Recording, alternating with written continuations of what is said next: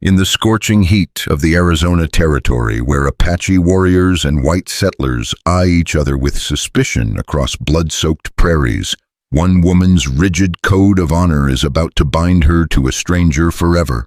Abigail Moore thought her father's ancient law was just words, until a warrior's accidental glance at her naked form by the river forces her to demand marriage from a man she barely knows.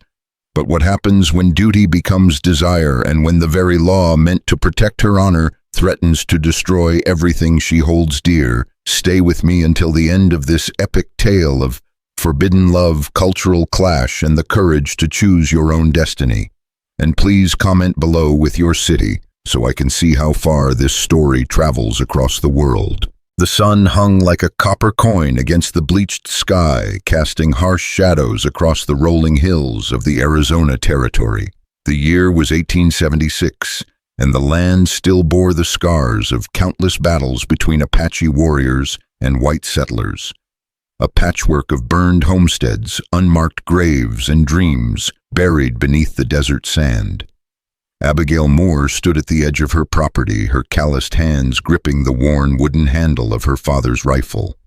At 23, she possessed the kind of beauty that frontier life couldn't quite erase: auburn hair that caught fire in the sunlight, green eyes sharp as broken glass, and a spine straight as the cottonwood trees that lined the creek. But it was her spirit that truly set her apart, fierce and untamed as the wild mustangs that roamed these hills. "Sheep ain't meant for this country," grumbled old Pete Hawkins from the neighboring ranch, spitting tobacco juice into the dust. "Apache'll take 'em sure as sunrise. Should have stuck to cattle like your daddy." Abigail's jaw tightened.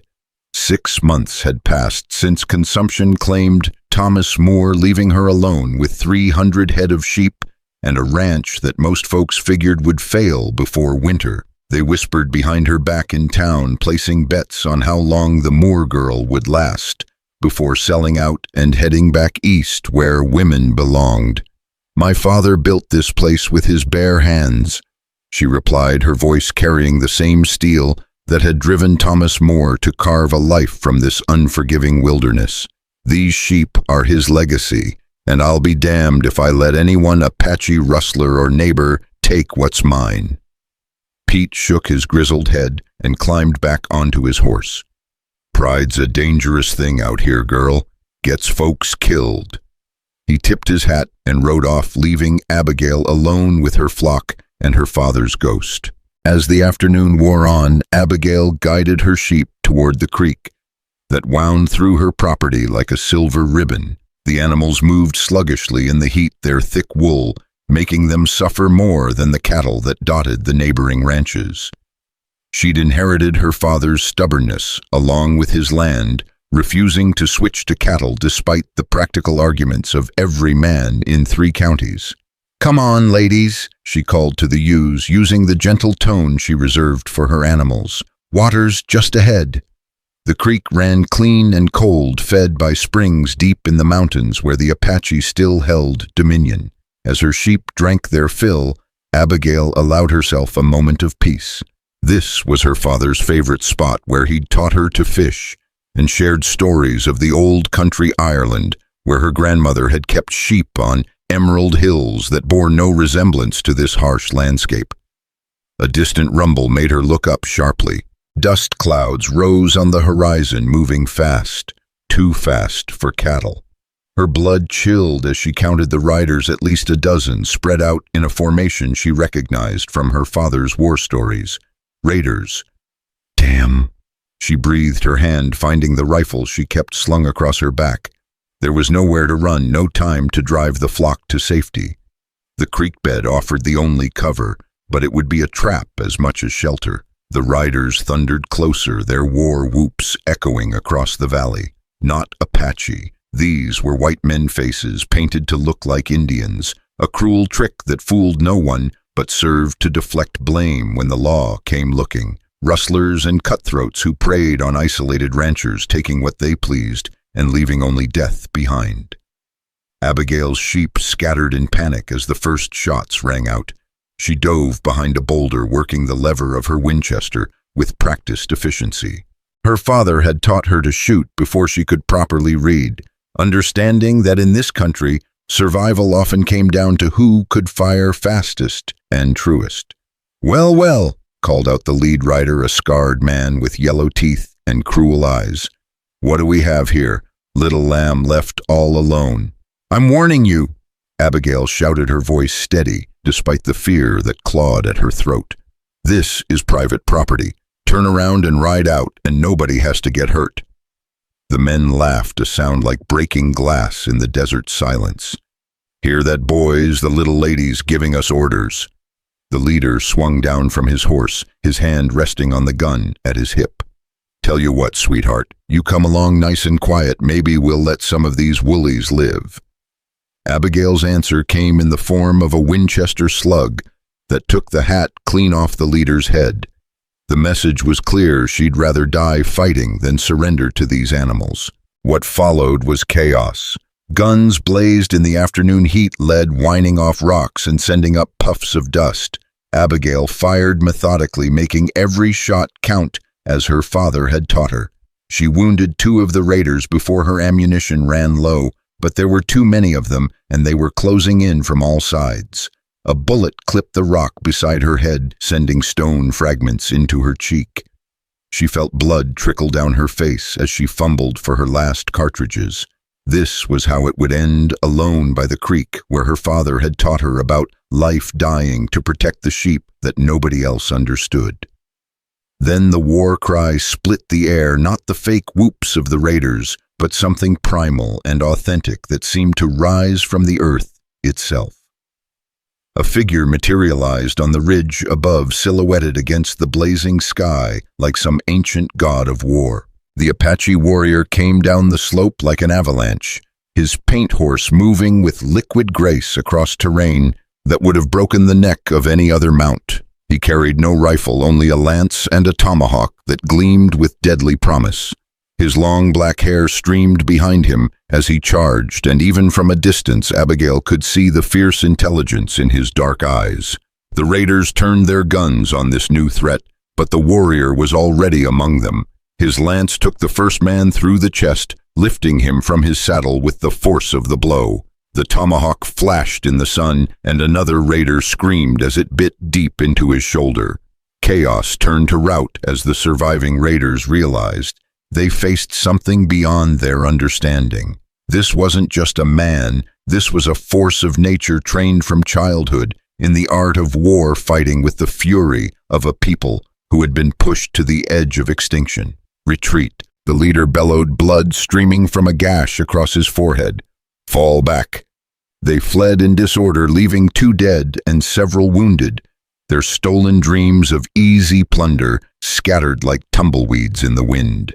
The Apache warrior watched them go, with eyes like black stone, his horse dancing beneath him as if eager for more battle. Silence fell over the creek, broken only by the frightened bleating of scattered sheep and the whisper of wind through the cottonwoods. Abigail remained crouched behind her boulder rifle, ready, studying the man who had just saved her life. He was magnificent in the way that wild things are magnificent, beautiful and dangerous in equal measure. His skin was bronze from the desert sun, marked with scars that spoke of battles fought and won. He wore traditional Apache clothing, breechcloth, high moccasins, and a shirt of deerskin decorated with intricate beadwork. But it was his bearing that truly impressed her, the way he sat his horse with unconscious grace, the careful alertness in his posture that suggested he could explode into action at any moment. Slowly, the warrior turned his attention to her. Their eyes met across the creek, and Abigail felt something electric pass between them, recognition perhaps, or challenge. He studied her with the same intensity she'd seen him apply to the battlefield, taking in her bloodied face, her defensive posture, the rifle in her hands. For a long moment, neither moved. Then the warrior guided his horse down to the creek's edge, stopping just outside rifle range. When he spoke, his English was careful but clear, touched with the musical accent of his people. "You fight well for a white woman. You fight well for anyone," Abigail replied, lowering her rifle but keeping it ready. "Thank you." He nodded once, a gesture that somehow managed to convey both acknowledgement and dismissal. Then he turned his horse as if to leave, and Abigail found herself rising from behind the boulder. "Wait," she called, surprising herself with the word. He paused, looking back at her with those dark, unreadable eyes. "What's your name?" "I am called Chaitton," he said, after a moment's hesitation. "It means fights with honor in the tongue of my people." "I'm Abigail Moore," she said, stepping closer to the creek's edge. "This is my land, my sheep. Why did you help me?" Chaitton studied her for a long moment, and she had the strange sensation that he was seeing more than just her physical form, that somehow, in that brief exchange of gunfire, he had taken the measure of her soul. "Those men have no honor," he said finally. "They kill for pleasure, not necessity. They paint their faces to look like Apache, so that my people will be blamed for their crimes." His voice carried a note of controlled anger. "This I cannot permit." The logic was sound, but Abigail sensed there was more to it than simple justice. Something in the way he looked at her suggested a deeper current of understanding, as if he recognized in her the same fierce independence that drove his own people to keep fighting against impossible odds. "Well," she said, unsure how to express the gratitude she felt, "I owe you my life. If there's ever anything—" "There is nothing," Chaitton interrupted, but not unkindly. "You owe me nothing. What I did for my own reasons." He was turning to go again when disaster struck. Abigail's horse, spooked by the gunfire and the smell of blood, chose that moment to rear up beside the creek. Its thrashing hooves caught the rope that held Abigail's water bucket, sending it flying directly into her path. She stumbled backward to avoid the spinning bucket, her feet slipping on the smooth stones at the water's edge. Time seemed to slow as she felt herself falling, her arms windmilling uselessly. As gravity claimed her, she hit the creek with a splash that echoed across the valley, the shock of cold water driving the breath from her lungs. When she surfaced, gasping and disoriented, she found herself in the deeper part of the creek where her father had taught her to swim. Her heavy clothing dragged at her limbs, threatening to pull her under. With desperate efficiency, she began shedding the layers that were weighing her down. First, her boots, then her heavy wool shirt, finally her riding skirt. It wasn't until she stood waist-deep in the creek, wearing only her thin cotton chemise, that she realized Chaitton was still there. He sat frozen on his horse at the creek's edge, his dark eyes wide with something that might have been shock. The wet cotton clung to her body like a second skin, revealing every curve and line with startling clarity. For a heartbeat, neither of them moved. Then the full implications of the situation crashed over Abigail like a second wave. She crossed her arms over her chest, but it was too late. The damage was done. "Oh God," she whispered, her father's voice echoing in her memory as clear as if he stood beside her. "Abigail, you must understand, a woman's honor is like fine crystal.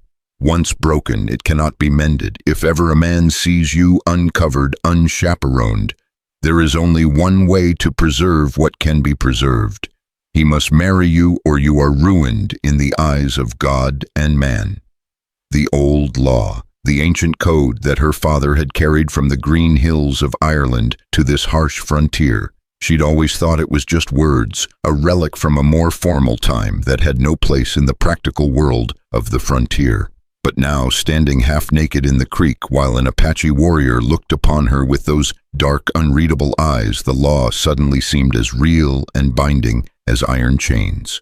"By the law of my people," she heard herself saying, her voice steady despite the chaos in her heart, "you must marry me." The words hung in the air between them like smoke from a gunshot. Chaitton's horse shifted restlessly beneath him, but the man himself might have been carved from stone. His face revealed nothing of what he was thinking, but she could see the tension in his shoulders, the way his knuckles had whitened where they gripped his reins.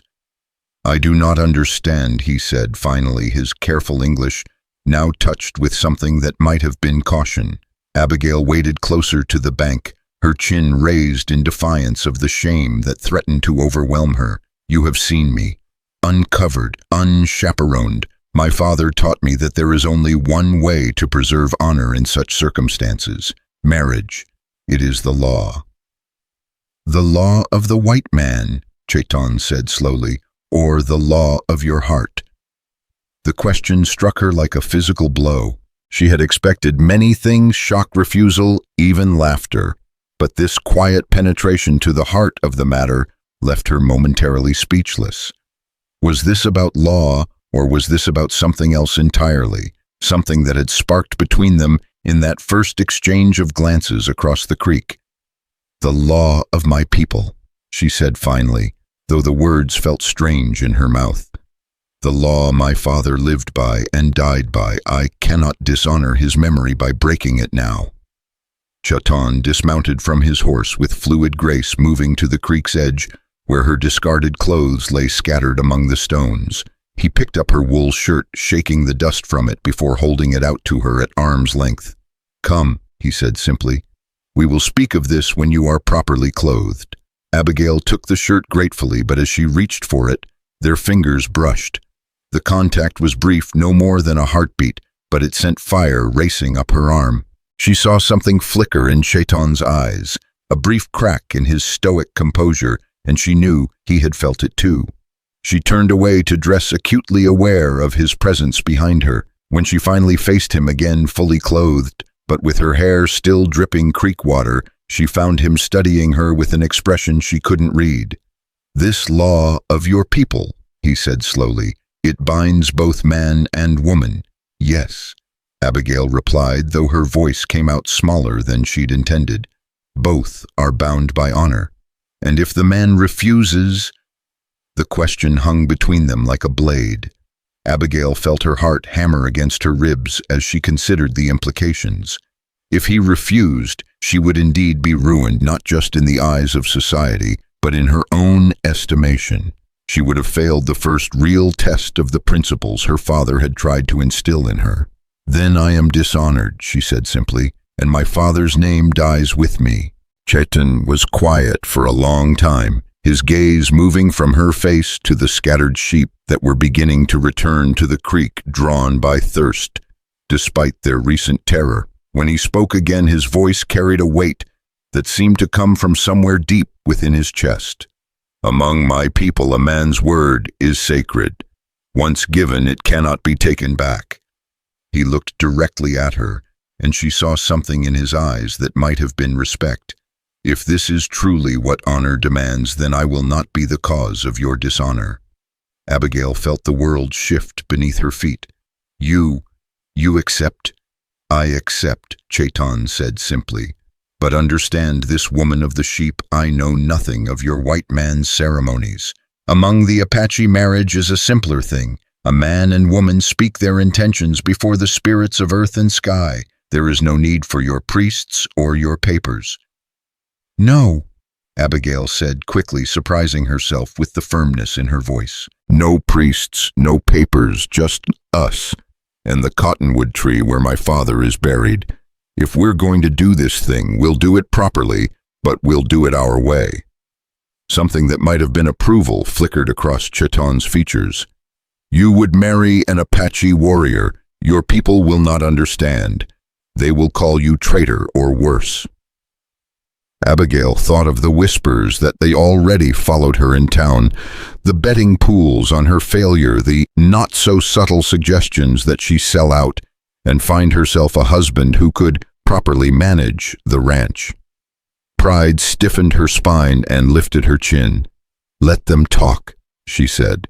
"I've never lived my life to please others, and I won't start now. Besides," she added with a slight smile that held no warmth, "they already think I'm too stubborn for my own good. This will just confirm their suspicions." Chaitton studied her for another long moment, then nodded slowly. "Very well. When?" "Now," Abigail said, before she could lose her nerve. "Before either of us has time to think better of it." They walked together toward the massive cottonwood that dominated the far end of her property, its ancient trunk scarred by lightning and time, but still standing proud against the desert sky. At its base lay a simple wooden marker bearing her father's name and the dates of his birth and death. Thomas Moore had specifically requested to be buried here beneath the tree where he'd first decided to make his stand in this harsh country. "Tell me about him," Chaitton said as they approached the grave. Abigail glanced at him in surprise. "My father, yes. If we are to be married beneath his tree, I should know something of the man whose daughter I am taking to wife." The phrase sent an unexpected shiver through her. Taking to wife. It sounded so much more permanent than the simple arrangement she had envisioned, but there was no backing down now. Honor demanded that she see this through. "He came here from Ireland with nothing but determination and a handful of sheep," she said, kneeling to brush dust from the wooden marker. "Everyone told him cattle were better suited to this country, but he said sheep were in his blood.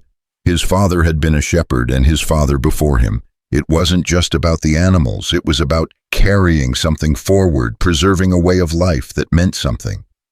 "He sounds like a man of honor," Chaitton said quietly. He was, sometimes to his own detriment. Abigail rose, dusting off her knees. He could have made compromises, could have bent a little to fit in better with the other ranchers, but he said that once you start bending your principles, you never know where you'll stop. "And you? Do you feel the same?" Abigail looked up at him, studying the strong lines of his face in the fading light. "I suppose we're about to find out." They stood facing each other beneath the cottonwood as the sun touched the horizon, painting the sky in shades of copper and gold. There was no minister, no congregation, no wedding dress or rings, just two stubborn souls bound together by honor and circumstance, preparing to speak vows that would change everything. "I don't know the proper words," Abigail admitted, suddenly feeling the weight of what they were about to do. "There are no proper words," Chaitton replied. "Only true words." He reached out and took her hands in his, and again she felt that electric shock of connection. His palms were calloused from years of handling weapons and working with horses, but his touch was surprisingly gentle. "I, Chaitton of the Chiricahua Apache, take you, Abigail Moore, as my wife," he said, his voice carrying clearly in the desert stillness. "I will protect you and your sheep. I will stand between you and those who would do you harm. I will honor the law that binds us, even if I do not fully understand it." The simplicity of his words, spoken without flowery language or elaborate ceremony, somehow made them more powerful than any church wedding she had ever attended. When it was her turn to speak, she found her voice steady and sure. "I, Abigail Moore, take you, Chaitton, as my husband," she said, looking directly into his dark eyes. "I will stand beside you as an equal partner. I will not ask you to change who you are for my sake. I will honor the law that binds us, and I will try to understand the man I have bound myself to." For a moment they simply stood there, hands clasped beneath the ancient tree, as the reality of what they had just done settled over them. Then Chaitton lifted her hands to his lips and kissed her knuckles, a gesture so unexpected and gentle that it took her breath away. "It is done," he said simply. "Yes," Abigail whispered, "it is done." As the first stars appeared in the darkening sky, they walked back toward the ranch house in silence, two strangers who were now bound together by honor law, and something neither of them was quite ready to name. Behind them, the cottonwood tree stood sentinel over the grave of Thomas Moore, its leaves whispering secrets to the desert wind. The hardest part, Abigail realized as she glanced sideways at her new husband, was yet to come. They had spoken the words that made them legally bound in the eyes of God and man, but what came next? How did two people from completely different worlds learn to share a life they had never chosen? She thought of her father's law, the ancient code that had brought them to this moment, and wondered if Thomas Moore had ever imagined that his daughter's honor would lead her down such an unexpected path. As they reached the porch of the ranch house, she paused, suddenly uncertain. "I suppose you'll want to collect your things," she said, the words feeling strange and formal after the intimacy of their vows.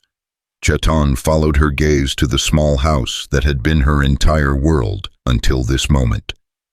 "I have no things to collect," he said quietly. "What I own, I carry with me." The simplicity of his existence struck her like a revelation. While she was tied to this place by buildings and fences and 300 head of sheep, he was free to move as the wind moved, carrying his entire life on his horse. And now, by her own stubborn insistence on honor, she had chained him to her world. "This is your home now," she said, though the words felt inadequate. "Such as it is." Chaitton studied the modest ranch house with its weathered wood and simple lines. "It will do," he said, and something in his tone suggested that he was already beginning the mental process of adapting to this new reality. As they stepped onto the porch together, Abigail caught sight of their reflection in the window. An Apache warrior and a white woman side by side in the gathering darkness. The image should have seemed wrong, alien, impossible.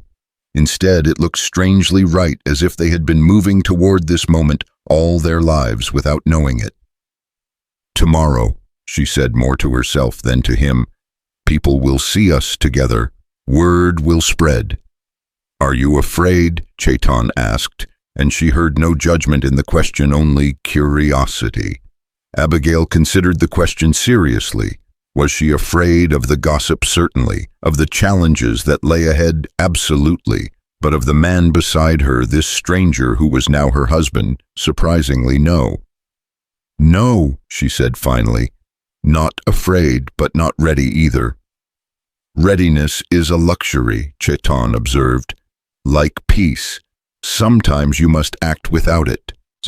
As they entered the house together, beginning the first night of their unexpected marriage, Abigail reflected on the truth of his words. Nothing about this day had gone as planned.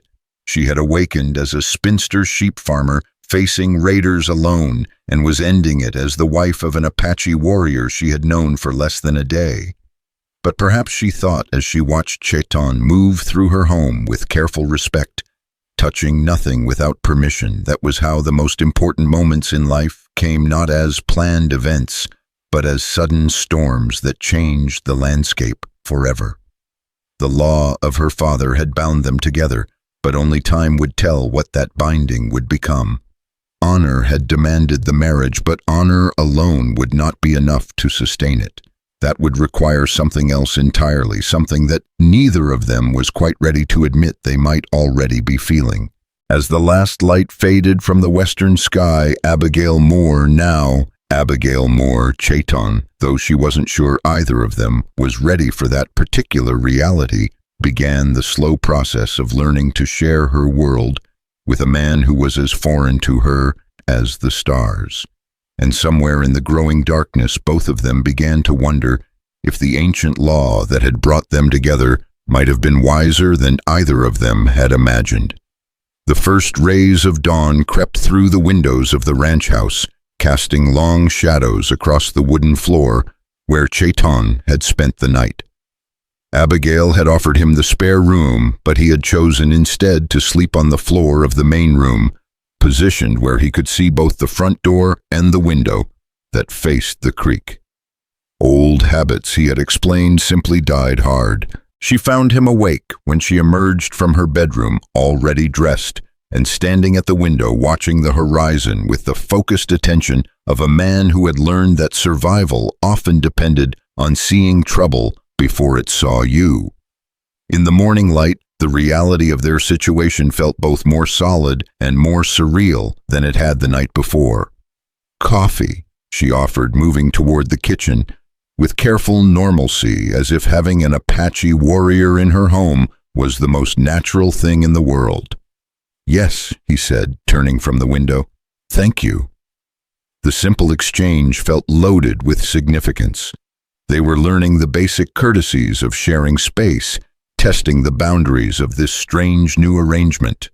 As Abigail prepared the coffee, she was acutely aware of his presence in the room, the way he moved with silent precision, the careful respect he showed for her belongings, the alertness that never seemed to leave him, even in apparent safety.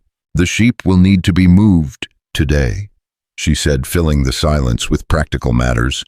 "That creek pasture won't recover quickly from yesterday's excitement." I will help, Chaitton said, accepting the cup she offered him.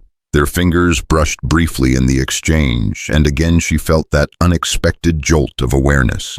Where will you move them? North pasture near the old windmill.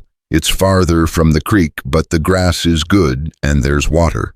She paused, studying his face over the rim of her coffee cup. You know about sheep. I know about animals, he replied. The Apache keep horses, some cattle. Sheep are different, but animals are animals. They need water grass protection from predators. And protection from men like those raiders, Abigail added grimly. Something flickered in Chaitton's dark eyes. Those men will not return here. Word will spread quickly the Apache fought beside the white woman with the sheep. They will think twice before testing that protection again. Will they? Your people, I mean. Will they understand why you helped me? Chaitton was quiet for a long moment, his gaze returning to the window and the vast landscape beyond. Understanding and approval are different things, he said finally. My people have little reason to love the white settlers who have taken their land and killed their families. They will not understand why I have bound myself to one of them. The honesty in his words hit her like a physical blow. She had been so focused on how her own people would react to their marriage that she hadn't fully considered the price he might pay among his own kind. The realization brought with it an unexpected surge of something that felt dangerously like protectiveness. I'm sorry, she said quietly. I didn't think. When I spoke of the law yesterday, I was thinking only of my own honor. I didn't consider what it might cost you. Honor is never without cost, Chaitton replied, meeting her eyes directly. The question is whether the cost is worth paying. Before she could respond to that loaded statement, the sound of approaching horses broke the morning stillness. Abigail set down her coffee cup and reached for the rifle that was never far from her side, but Chaitton was already moving toward the window. 3 riders, he said, his voice taking on the controlled tension she had heard during yesterday's battle. White men, 1 carries a badge. Abigail's stomach clenched. Sheriff Martinez, she said, recognizing the lead rider even at a distance. Someone must have seen the smoke from yesterday's gunfight. She moved to stand beside Chaitton at the window, close enough that she could feel the heat radiating from his body. The approaching riders were taking their time, weapons visible but not drawn, a deliberate display of official authority rather than immediate threat. Should I? Chaitton began, his hand moving toward the knife at his belt. No, Abigail said firmly. We face this together as husband and wife. The words still felt strange on her tongue, but she spoke them with conviction. Whatever comes, we stand together. Chaitton looked at her with something that might have been surprise, then nodded slowly. Together, he agreed. They stepped onto the porch as the riders approached, presenting a united front that was sure to raise eyebrows and questions. Sheriff Carlos Martinez was a fair man respected throughout the territory for his even-handed approach to law enforcement, but even he couldn't hide his shock at seeing an Apache warrior standing casually beside Abigail Moore on her own front porch. Miss Moore, Martinez said carefully, his hand resting on his gun but not drawing it. We heard there was trouble out here yesterday. Gunfire, smoke. Mrs. Chaitton, Abigail corrected quietly, and she felt rather than saw the Apache warrior stiffen slightly beside her. It was the first time either of them had spoken her new name aloud, and the sound of it hung in the air like a challenge. The sheriff's eyes widened, then narrowed as he processed the implications. His gaze moved from Abigail to Chaitton, and back again, searching for some sign that she was speaking under duress. Ma'am, he said slowly, are you speaking freely? Are you in any danger? I am speaking freely, Sheriff Martinez, Abigail replied, her voice steady and clear. This is my husband Chaitton. We were married yesterday evening, and yes, there was trouble before that. Raiders attacked my sheep. Chaitton helped drive them off. One of the other men, a deputy named Bill Tucker, spat into the dust. Apache don't help white folks, ma'am. They're more likely to be the ones doing the raiding. Chaitton's posture shifted almost imperceptibly, but Abigail felt the change in him like a gathering storm. She stepped slightly forward, placing herself between her husband and the deputy. "These weren't Apache," she said firmly. "They were white men painted to look like Indians. A common enough trick to avoid blame. Chaitton saved my life and my livestock." "And then you married him." Tucker's voice carried a mixture of disbelief and disgust. "Miss Moore, begging your pardon, but have you lost your mind?" "That's Mrs. Chaitton," Abigail repeated, her voice taking on the steel that had seen her through countless challenges. "And my mental state is not your concern, Deputy Tucker. Neither is my choice of husband." Sheriff Martinez held up a hand before Tucker could respond. "Let's keep this civil," he said, though his own confusion was evident. "Mrs. Chaitton, can you tell me exactly what happened yesterday from the beginning?" Abigail recounted the events of the previous day, leaving out only the circumstances that had led to her marriage proposal. She described the attack in detail, the number of raiders, their appearance, and tactics. She spoke of Chaitton's arrival and his decisive intervention in the battle. "Where are the bodies?" Martinez asked when she finished. "The raiders took their dead when they retreated." Chaitton spoke for the first time since the introductions, his English careful and precise. "It is not their way to leave evidence of their crimes." "How convenient," Tucker muttered, but Martinez silenced him with a look. "You saw these men yourself?" the sheriff asked Chaitton directly. "I saw them. I fought them. 2 died by my hand, 1 by hers." Chaitton nodded toward Abigail. "They were not Apache. They were white men who dishonor themselves by wearing our paint." Martinez studied Chaitton for a long moment, and Abigail found herself holding her breath.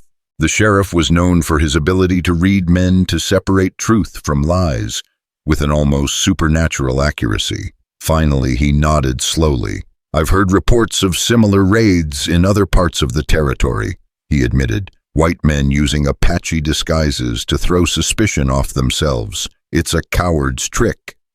"Then you believe us?" Abigail asked. "I believe you were attacked," Martinez said carefully. "As for the rest," he gestured vaguely at Chaitton, "that's not a matter for the law, I suppose. Though I have to ask, ma'am, if you're certain this is what you want. Marriage is a serious business." "I'm quite certain, Sheriff," Abigail replied. "Chaitton is my husband, and this is his home now. I trust that will be respected." Martinez nodded slowly, though his expression remained troubled. "I suppose it will have to be, but I'll be honest with you, Mrs. Chaitton. There are folks in town who won't take kindly to this news. Apache and white relations are tense enough without complications." "Then perhaps those folks should mind their own business," Abigail said sharply. "I've never needed their approval to run my ranch, and I don't need it to choose my husband." "Fair enough," Martinez said, gathering his reins. "But be careful, both of you. There are people on both sides who see any mixing of the races as betrayal. You'll have enemies you never expected."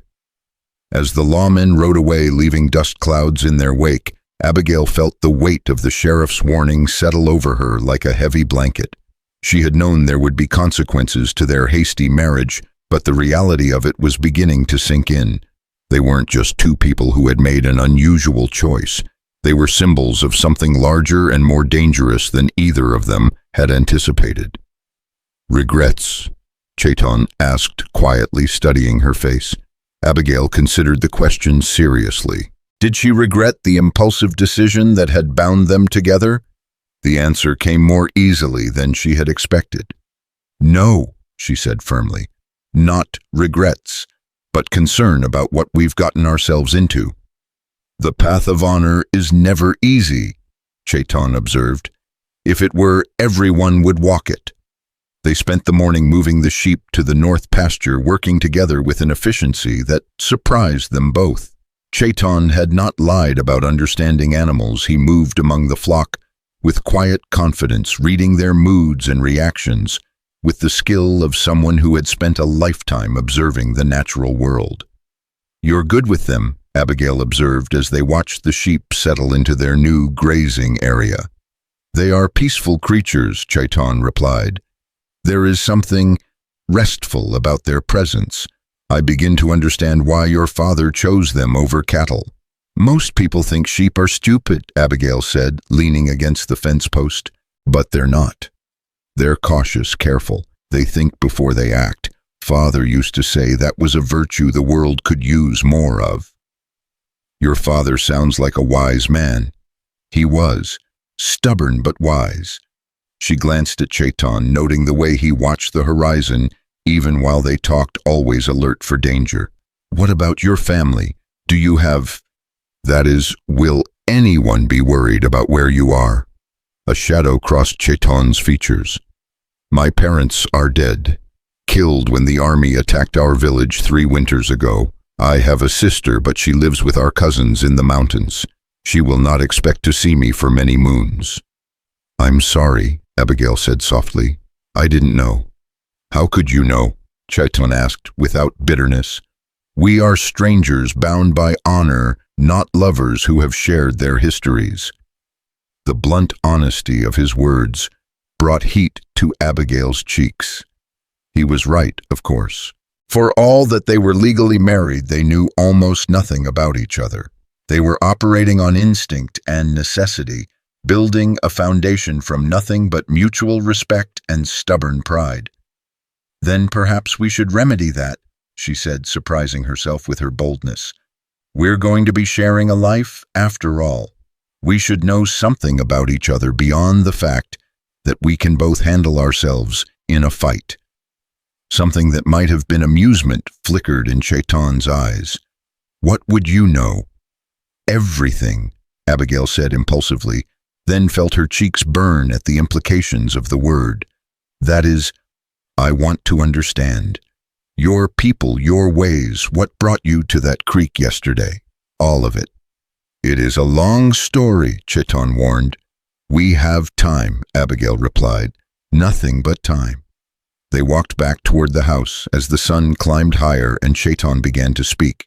His story unfolded slowly, painted in broad strokes of loss and survival. He told her of growing up in the traditional ways, learning to hunt and fight and read the signs of the natural world. He spoke of the coming of the white soldiers, the gradual compression of his people onto smaller and smaller parcels of land, the desperate fights that always ended in retreat. We are not a numerous people, he said, as they settled on the porch with fresh coffee, but we are hard to kill. We know this land in ways the white man cannot understand. Every canyon, every waterhole, every path through the mountains. It is our advantage, but also our curse. How so? Because knowing the land so well makes it harder to leave, Chaitton explained. Each place holds memories, stories, the spirits of our ancestors. To abandon it feels like betraying everything we are. Abigail thought of her own attachment to this ranch, to the sheep that represented her father's dream. I think I understand, she said quietly. This place may not be much, but it's mine. It's what my father built with his own hands, what he left for me to carry forward. The idea of losing it. Exactly, Chaitton said, and she heard approval in his voice. You understand what many of your people do not. Land is not just dirt and grass. It is identity, purpose. Without it, we become ghosts. The afternoon brought unexpected visitors in the form of Mrs. Eleanor Hartwell and her daughter Sarah, 2 of the most prominent women in the nearby town of Silver Creek. They arrived in an elegant buggy, dressed in their finest, despite the heat and dust of the frontier. Abigail watched them approach with a sinking heart. Eleanor Hartwell was the unofficial arbiter of social propriety for 50 miles in any direction, a woman who wielded gossip like a weapon and had strong opinions about everything from proper hemlines to appropriate marriage partners. Mrs. Moore, Eleanor called out as she alighted from the buggy, her voice carrying the false sweetness that Abigail had learned to dread. We heard the most extraordinary rumors in town and simply had to come see for ourselves. Mrs. Chaitton, Abigail corrected, rising from her chair on the porch. She noticed that Chaitton had disappeared around the side of the house, probably sensing that his presence would only make an awkward situation worse. Eleanor's face went through several interesting color changes. "Surely you're not serious," she said finally. "Please tell me this is some sort of jest." "I'm quite serious," Abigail replied calmly. "I was married yesterday evening to Chaitton of the Chiricahua Apache. He's my husband, and this is his home now." Sarah Hartwell, a pale girl of 19 who had been trying to catch a husband for the past 2 years, looked as if she might faint. "But Abigail," she breathed, he's an Indian." "Apache," Abigail corrected. "And yes, I'm aware of that fact." Eleanor drew herself up to her full height, which was considerable. "My dear girl, have you completely taken leave of your senses? You cannot possibly marry a savage. Think of your reputation. Think of your father's memory." "I am thinking of my father's memory," Abigail said, her voice taking on the dangerous quiet that usually preceded an explosion. "I'm honoring the principles he taught me. Honor courage and the strength to stand by your convictions, regardless of what others might think." "But the man is Apache," Eleanor protested. "They're killers, raiders, enemies of civilization itself." "The man saved my life," Abigail replied firmly. "When white raiders attacked my sheep, he fought beside me to drive them off. He showed more honor in one afternoon than some so-called civilized men show in a lifetime." As if summoned by her words, Chaitton appeared around the corner of the house, moving with that silent grace that seemed to be as natural to him as breathing. He carried himself with dignity despite the obvious hostility radiating from the two visitors, his dark eyes taking in the situation with calm assessment. Eleanor Hartwell actually took a step backward, her hand flying to her throat, as if she expected to be scalped on the spot. Sarah simply stared, her mouth hanging open in a way that would have earned her a sharp rebuke from her mother under normal circumstances. "Ladies," Chaitton said politely, inclining his head in a gesture that managed to be both respectful and subtly mocking, "you honor our home with your visit." The formal courtesy of his words, spoken in perfect English, seemed to catch Eleanor off guard. She had clearly expected grunts and war whoops, not polite conversation. "Mr. She stammered clearly, uncertain how to address him. "Chaitton," he supplied helpfully. "I am Abigail's husband." "This is impossible," Eleanor said, turning back to Abigail with desperate urgency. "You cannot possibly go through with this abomination. What will people say? What will people think?" "They'll think what they choose to think," Abigail replied with a shrug. "They always have. It's never stopped me before." "But this is different." Eleanor's voice was rising toward hysteria. "This affects all of us. If white women start marrying Indians, where will it end? What kind of example are you setting?" "The example of a woman who makes her own choices," Abigail said firmly. "The same example I've always set." Eleanor tried several more arguments, ranging from appeals to racial superiority to dire warnings about the decline of civilization, but Abigail remained unmoved. Finally, the older woman gathered her skirts and prepared to leave, her face flushed with righteous indignation. "Mark my words, Abigail Moore," she said, apparently unable to bring herself to use the new name. "No good will come of this. You'll be shunned, ostracized. Your children, if you're unfortunate enough to have any, will be outcasts. Is your stubborn pride worth destroying your entire future?" "My future is my own to make," Abigail replied calmly, "and I'll face whatever comes with my husband beside me." As the Hartwell's buggy disappeared in a cloud of dust and wounded dignity, Abigail felt a mixture of relief and apprehension. The battle lines were being drawn, and she was beginning to understand the true scope of what they had committed themselves to. "That went well," Chaitton observed dryly. Despite everything, Abigail found herself laughing. "About as well as could be expected. Eleanor Hartwell hasn't been that scandalized since the preacher's wife was caught drinking whiskey at the church social." "Will there be others?" Chaitton asked. "More visitors like those?" "Probably," Abigail admitted. "News travels fast in a small community, and this is certainly newsworthy. We'll have curiosity seekers, people wanting to see the spectacle for themselves. Some will be hostile, others just confused. And your friends, people you care about. Abigail considered the question carefully. The truth was, she had few close friends. Ranch life was isolating by nature, and her stubborn independence had never made her particularly popular with the other women in the area. Most of her social interactions were limited to necessary business in town and the occasional church service. "I don't have many close friends," she said honestly. "Father always said that when you're different from most folks, you learn to find your companionship in your work and your principles rather than in social gatherings." "It is much the same among my people," Chaitton said quietly.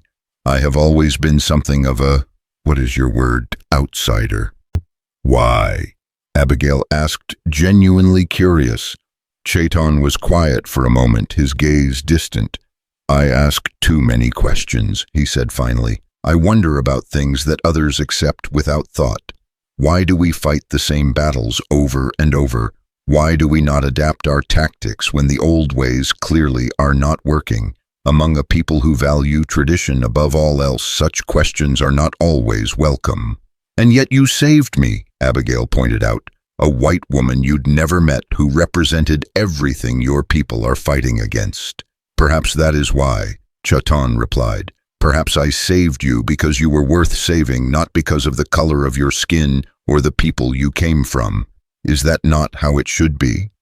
The simple wisdom of his words struck her with unexpected force. Here was a man who had seen his family killed by white soldiers, who had every reason to hate her and everything she represented, and yet he had risked his life to save hers simply because it was the right thing to do. "Yes," she said quietly. "That's exactly how it should be." As evening approached, they worked together to prepare a simple meal, moving around each other in the kitchen with careful consideration. They were still learning the basic choreography of sharing space, but Abigail was struck by how naturally Chaitton adapted to domestic tasks. He seemed to approach everything with the same focused attention he brought to warfare, studying, adapting, finding the most efficient way to accomplish the goal at hand. "You cook?" she asked, watching him efficiently slice vegetables with his knife. "When necessary," he replied. "A warrior who cannot feed himself is a warrior who will not survive long in the field." "Most men I know would starve before they'd set foot in a kitchen," Abigail observed. "Most men you know have women to do such work for them," Chaitton pointed out. "Among my people, survival skills are considered equally important for men and women. A man who cannot cook, clean, and mend his own clothes is considered—" He paused, searching for the right word, "incomplete." "I like that," Abigail said, stirring the stew they were preparing. "The idea that everyone should be able to take care of themselves." "It is practical," Chaitton agreed, "but it is also a matter of respect. If you cannot care for yourself, how can you properly care for others?" They ate their meal as the sun set, sharing the simple food in comfortable silence. It occurred to Abigail that this was perhaps the first normal evening she had spent in months, not worrying about raiders or wolves or the 100 other dangers that threatened her livestock, but simply enjoying a quiet meal with another person. "What happens now?" she asked as they cleaned up the dishes. "Now we learn," Chaitton replied. "We learn to live together, to work together, to trust each other. We learn whether this bond forged by honor can become something stronger." "And if it can't?" Abigail asked, though she wasn't sure she wanted to hear the answer. Chaitton considered the question seriously. "Then we will have tried," he said finally. "We will have honored the commitment we made, and we will part as friends rather than enemies. But I do not think it will come to that. No, no." He looked at her directly, and she saw something in his dark eyes that made her breath catch. "I think we are both stronger than we know, and perhaps more alike than either of us expected.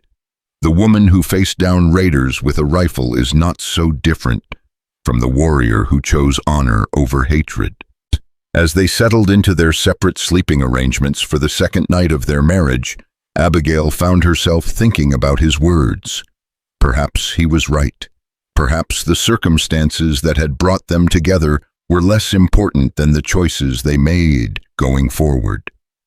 Outside, the desert wind whispered through the cottonwood trees, carrying with it the promise of change.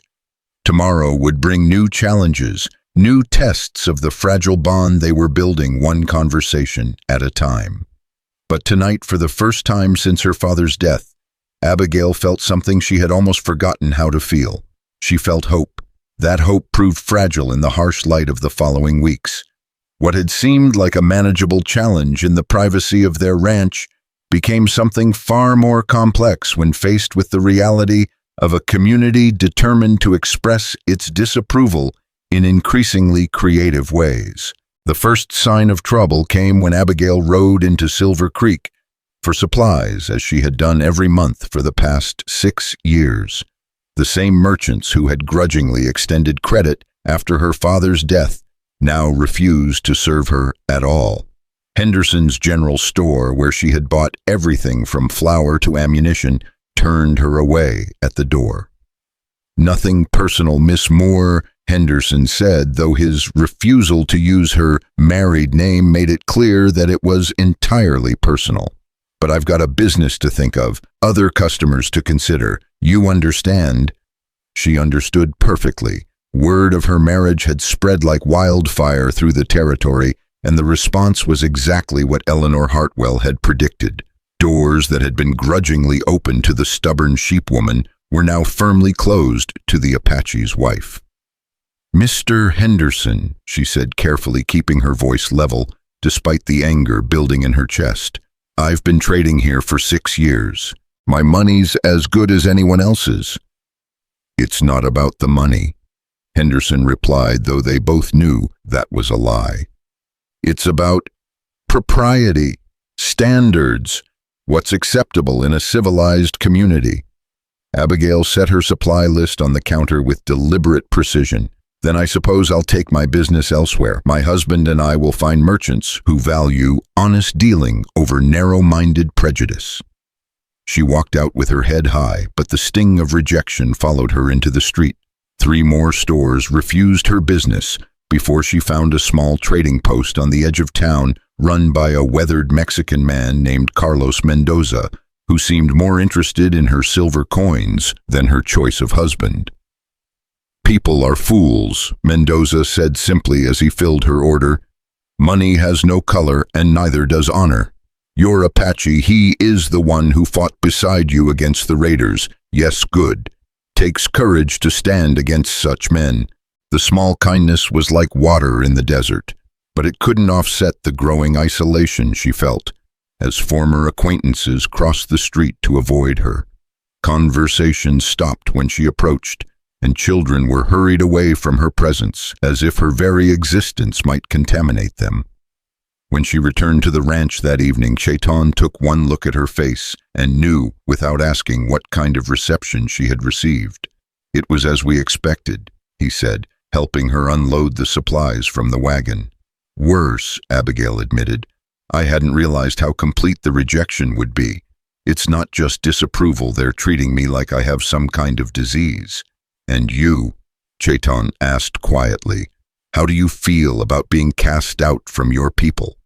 Abigail considered the question as they carried the supplies into the house. How did she feel? Hurt, certainly. Angry, absolutely. But underneath those immediate emotions, she found something she hadn't expected. "Free," she said, surprising herself with the admission. "I feel free. For the first time in my life, I don't have to pretend to be something I'm not, just to fit in with people who never really accepted me anyway." Something that might have been admiration flickered in Chaitton's eyes. "You are stronger than I thought," he said. "Most people need the approval of their tribe. It is a hard thing to live without." "I've been living without it for years," Abigail replied. "I just didn't realize it until now."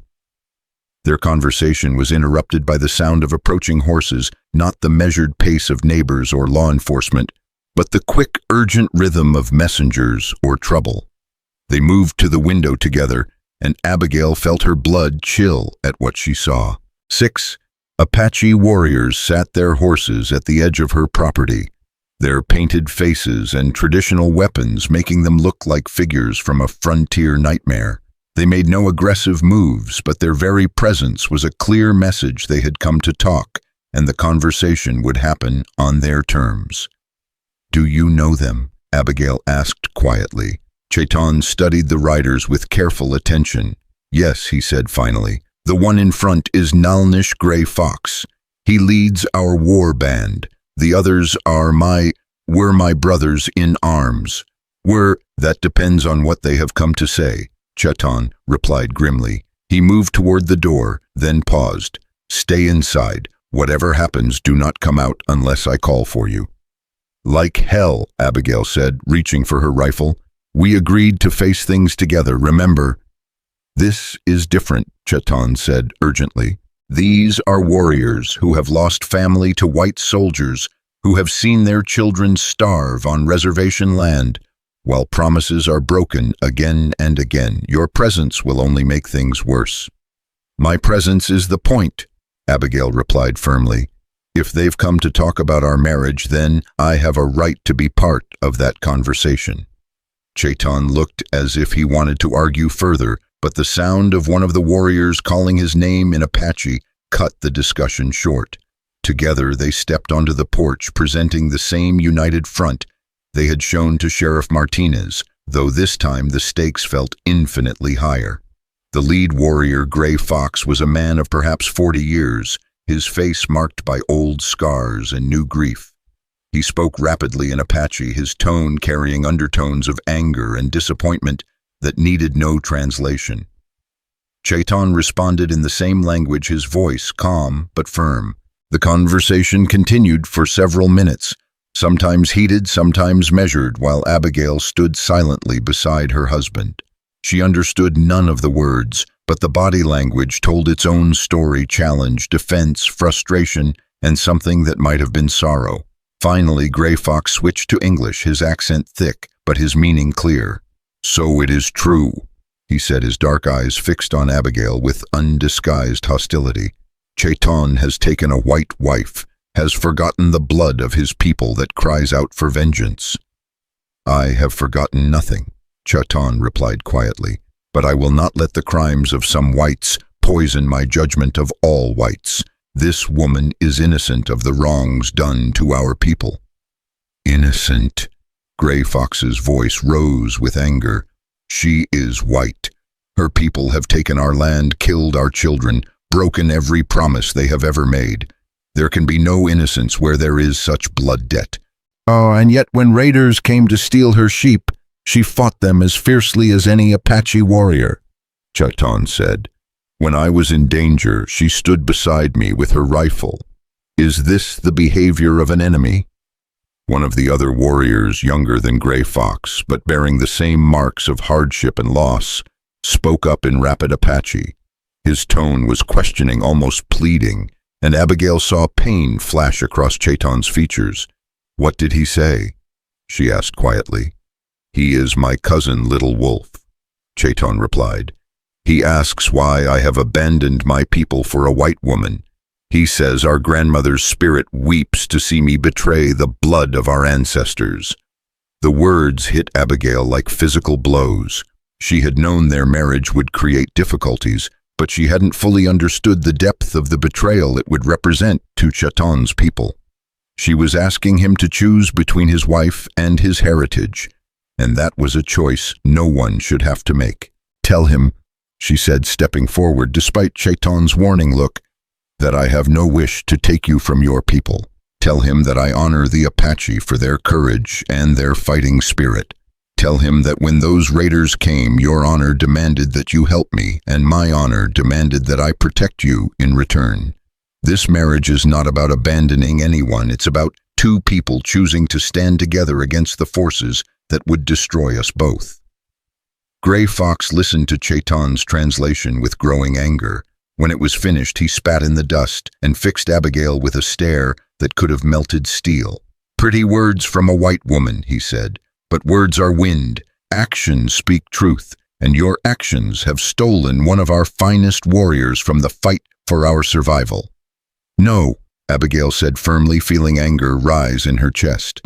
My actions have given you an ally you didn't have before. I know this country, every trail, every waterhole, every place where raiders might hide.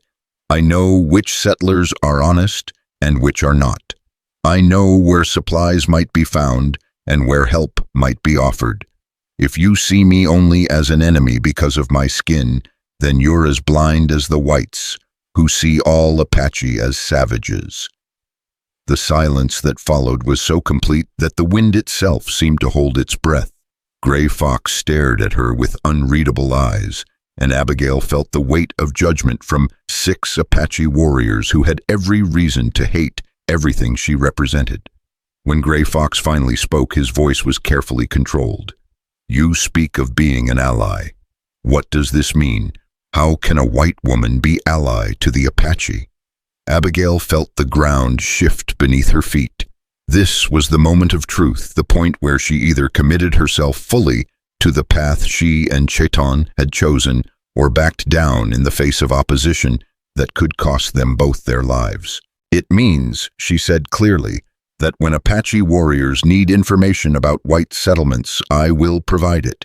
When Apache families need food or medicine, I will share what I have. When Apache children need shelter from soldiers, they will find it here. And when anyone white or Apache threatens this ranch or the people who live on it, they will face both rifle and tomahawk.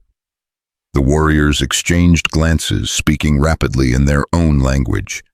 Little Wolf seemed particularly agitated, gesturing toward Chaitton, with movements that spoke of deep emotion. Gray Fox listened to all of them before raising his hand for silence. These are easy words to speak, he said to Abigail, but can you live them? Can you truly choose Apache over white when the time comes to prove your loyalty? I don't choose Apache over white, Abigail replied. I choose right over wrong, justice over prejudice, honor over hate. If that makes me an ally to your people, then I am proud to be one. Gray Fox studied her for a long moment, then turned his attention to Chaitton. Another rapid exchange in Apache followed this one, less heated but no less intense. Finally, the war leader nodded slowly. We will watch, he said in English. We will see if the white woman's actions match her words, and we will see if Chaitton remains the warrior we have known, or if he becomes something else under the influence of his white wife. I am what I have always been, Chaitton said firmly. A man who fights for what he believes is right. That has not changed. We shall see, Gray Fox repeated. Then, with a gesture to his warriors, he wheeled his horse around and led them away, as quickly as they had come, leaving only dust and the echo of unshod hooves to mark their presence. Abigail felt her knees go weak as the tension finally broke. She hadn't realized she'd been holding her breath until she let it out in a long, shaky sigh. Well, she said, trying for lightness, that could have gone worse. Could it? Chaitton asked, and she heard something in his voice that made her look at him sharply. His face was troubled, marked by a pain she hadn't seen there before. What is it? She asked. What's wrong? Little Wolf, Chaitton said quietly. My cousin. He told me that our grandmother died 3 days ago. She was the last of the old ones, the last who remembered the time before the white man came. She died asking why I had abandoned my people. The grief in his voice cut through Abigail like a blade. Without thinking, she reached out and took his hand, squeezing it gently. He didn't pull away, but she could feel the tension in his fingers, the weight of loss and guilt that threatened to crush him. I'm sorry, she said softly. I'm so sorry for your loss, and I'm sorry that our marriage caused her pain. She raised me after my parents died, Chaitton continued, staring out at the horizon where the Apache warriors had disappeared. Taught me the old stories, the old ways. She said I was destined for great things, that I would be a bridge between the old world and the new. I wonder if this is what she meant. Maybe it is, Abigail said gently. Maybe being a bridge means standing in the middle, taking fire from both sides, but refusing to let either side destroy the other. Chaitton looked at her, then really looked at her, and she saw something shift in his expression.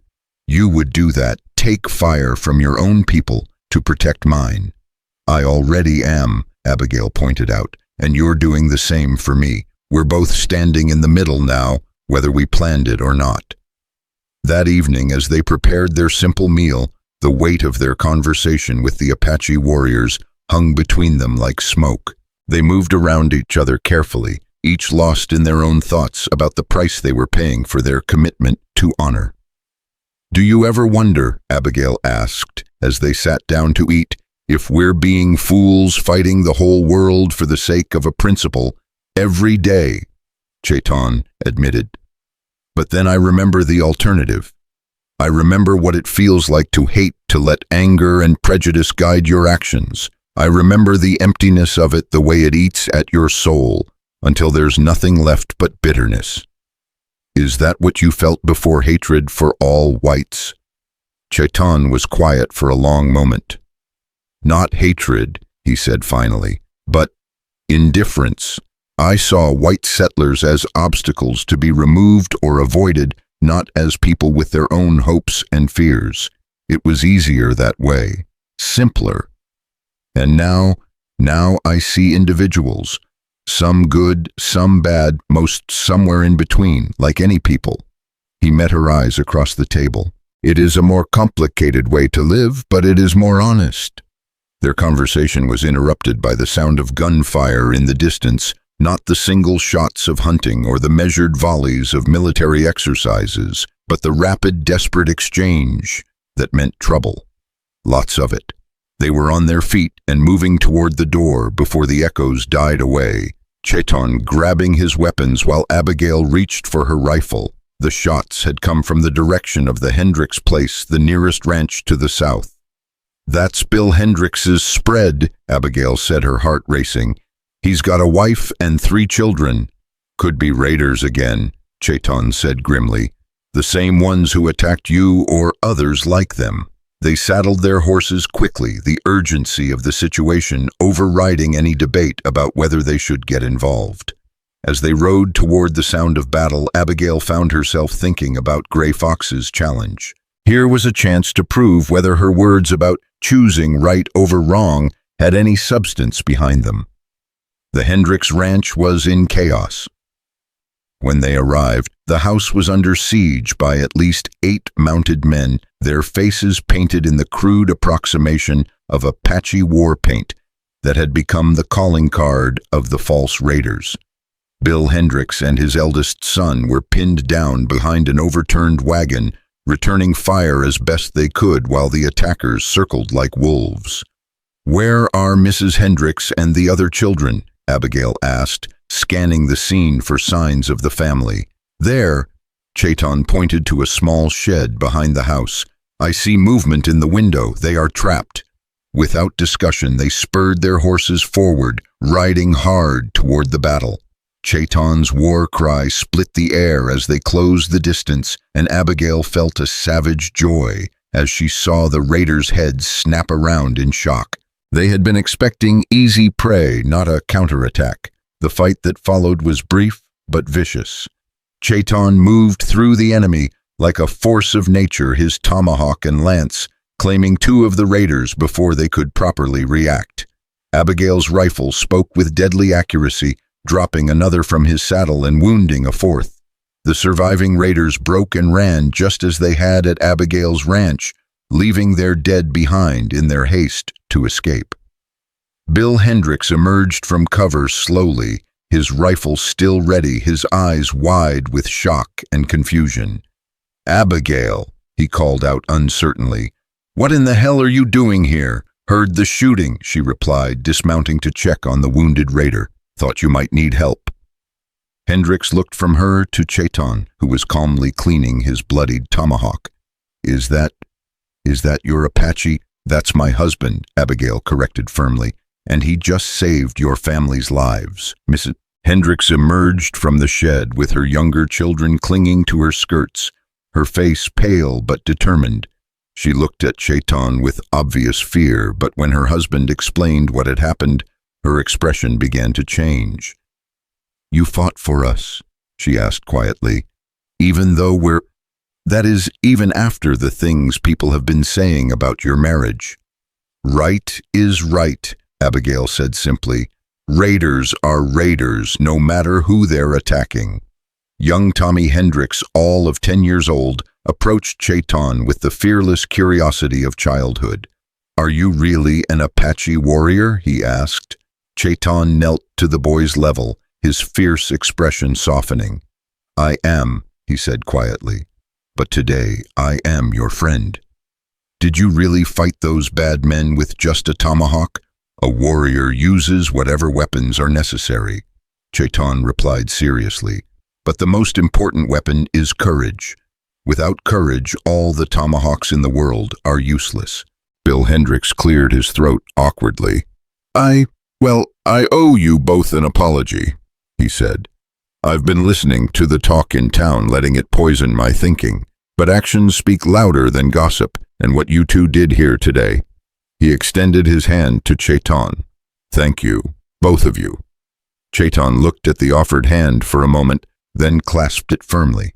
We are neighbors, he said simply. Neighbors help each other. As they rode home in the gathering dusk, Abigail felt something shift in the space between them. They had faced their first real test as a married couple, and they had passed it. More than that, they had proven something important to themselves and to others, that their union was based on more than just honor and obligation. That was well done, Chaitton said as they unsaddled their horses. Which part? Abigail asked. The fighting or the aftermath? All of it, but especially the way you handled young Tommy's questions. You could have let me seem fearsome alien. Instead, you helped him see me as a person. You are a person, Abigail replied. A good person who happened to save a little boy's family. That's worth remembering. They were finishing their evening chores when they heard horses approaching again, but this time the riders announced themselves before coming into rifle range. Hello, the house, called a familiar voice. It's Sheriff Martinez. We're coming in peaceful. The sheriff rode into their yard accompanied by 3 deputies, their faces grim in the lamplight. But instead of the confrontational attitude Abigail had expected, Martinez seemed almost respectful. Mrs. Chaitton, he said, tipping his hat. Chaitton, I hear there was trouble at the Hendricks place today. There was, Abigail confirmed. The same raiders who hit my place or others like them, they're getting bolder. So Bill Hendricks told me, Martinez said. He also told me how you two rode to his aid, saved his family, maybe his life. The sheriff's gaze moved between them, and Abigail saw something that might have been approval in his eyes. That takes courage and honor. It takes humanity, Chaitton said quietly, something these raiders seem to lack. Agreed, Martinez said, which is why I'm here. We think we know who's behind these attacks, a man named Jake Coulter and his gang.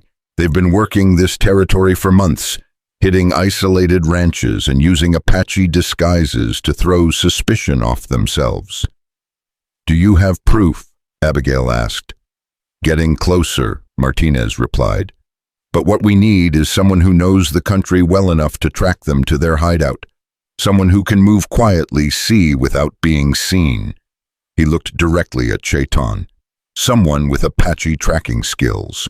The request hung in the air between them, loaded with implications. This was exactly the kind of choice Gray Fox had warned them about, a chance for Chaitton to prove his loyalty to white law or a trap that would force him to choose sides in a larger conflict. What are you asking? Chaitton said carefully. I'm asking for your help, Martinez said bluntly. You know this country better than any of my men. You've seen these raiders in action. You understand their tactics. Help us find them and we can put an end to this reign of terror. And in return, Abigail asked, sensing there was more to the offer. In return, the law recognizes your marriage and your right to live in peace, Martinez said. No more harassment from my deputies or anyone else under my jurisdiction. Full protection under territorial law. Chaitton and Abigail exchanged glances, a whole conversation passing between them in that look. This was the choice Gray Fox had spoken of, the moment when they would have to prove their commitment to justice over tribal loyalty. "I will help," Chaitton said finally, "but I have conditions." "Name them," Martinez said. "I work with you, not for you. I am not your scout or your servant. I am your partner in this hunt. And when we find these raiders, they face white man's justice, not Apache vengeance." "Fair enough," Martinez agreed. "When can you start?" "Tomorrow," Chaitton replied. "But understand this, Sheriff, if you betray our agreement, if you use this cooperation as an excuse to move against my people, you will find that the Apache have long memories and longer reach." "No betrayal," Martinez promised. "You have my word." As the lawmen rode away, Abigail felt the weight of the decision they had just made. By agreeing to help hunt the raiders, Chaitton was taking a stand that would be seen by some of his people as collaboration with the enemy. But by doing so as an equal partner rather than a subordinate, he was also asserting Apache dignity and worth in a way that might open doors for future cooperation. "Gray Fox won't like this," she said quietly. "No," Chaitton agreed. "But perhaps it will show him that there are other ways to fight than with rifle and tomahawk.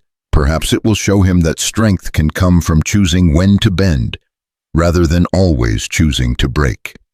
That night, as they prepared for what might be their last peaceful evening for some time, Abigail found herself thinking about the journey they had taken together. In just a few short weeks, they had gone from strangers bound by honor to partners united by choice. They had faced down disapproval from both their peoples, fought beside each other in battle, and now committed themselves to a course of action that would test everything they claimed to believe about justice and mercy. "Are you afraid?" she asked as they stood together on the porch, looking out at the star-filled sky. "Yes," Chaitton admitted, "but not of the raiders and not of the danger we're riding into. I'm afraid of what we might learn about ourselves when we're truly tested." "What do you mean?" "It's easy to talk about honor and justice when the stakes are small," Chaitton explained. "But when we find these raiders, when we're face to face with the men who have killed and terrorized innocent people, will we still believe in mercy? Will we still choose the difficult path of law over the simple path of vengeance?" Abigail considered his words, feeling the weight of the moral challenge they faced. "I don't know," she said honestly, "but I know we'll face it together, and I know that whatever we decide, it will be based on what we believe is right, not on what's easy or what others expect of us." "That will have to be enough," Chaitton said, taking her hand in his. "It's all any of us can do, try to choose right over wrong, and hope we have the strength to live with the consequences." As they went inside to prepare for the hunt that would begin tomorrow, Abigail felt the bonds between them growing stronger with each shared challenge. They were no longer just two people bound by an ancient law. They were partners in the truest sense, united by choice and strengthened by adversity. The test that lay ahead would either forge them into something unbreakable or destroy everything they had built together. But whatever came, they would face it, as they had faced everything else together, with honor and with the courage to stand by their convictions, no matter what the cost. The dawn broke blood red over the Arizona territory, painting the desert landscape in shades of war, as Chaitton and Sheriff Martinez prepared to begin their hunt for Jake Coulter's gang.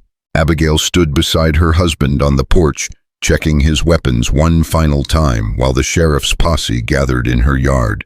"You don't have to do this," she said quietly, her fingers lingering on the leather grip of his tomahawk. "We could disappear into the mountains, live free of all these complications." "Running solves nothing," Chaitton replied, securing his knife at his belt. "These raiders will continue to kill innocent people, and my people will continue to be blamed for their crimes. This ends today, one way or another." Martinez approached them with his usual measured stride, but Abigail could see the tension in his shoulders. This wasn't just another manhunt for the sheriff. It was a test of whether cooperation between Apache and white could actually work, or if centuries of mistrust would doom any attempt at partnership. "You ready?" Martinez asked Chaitton. "I am ready," Chaitton confirmed. "But remember our agreement, Sheriff. I am your partner in this, not your subordinate." "Understood," Martinez nodded. "Your experience and my authority working together, that's the only way this succeeds." As the posse prepared to ride out, Deputy Tucker approached with obvious reluctance. The same man who had questioned Abigail's sanity for marrying an Apache now found himself dependent on that same Apache's skills to catch the real criminals. "How do we know he won't lead us into an ambush?" Tucker muttered to Martinez, his voice just loud enough for Chaitton to hear. "How do we know this isn't all some elaborate Apache trick?" Before Martinez could respond, Chaitton stepped forward, his dark eyes fixed on Tucker with an intensity that made the deputy's hand drift toward his gun. "Because," Chaitton said quietly, "if I wanted you dead, Deputy Tucker, you would already be dead. I would not need elaborate tricks or ambushes. I would simply kill you." The simple, matter-of-fact delivery of the threat sent a chill through the assembled men. Tucker's face went pale, but he managed to hold Chaitton's gaze.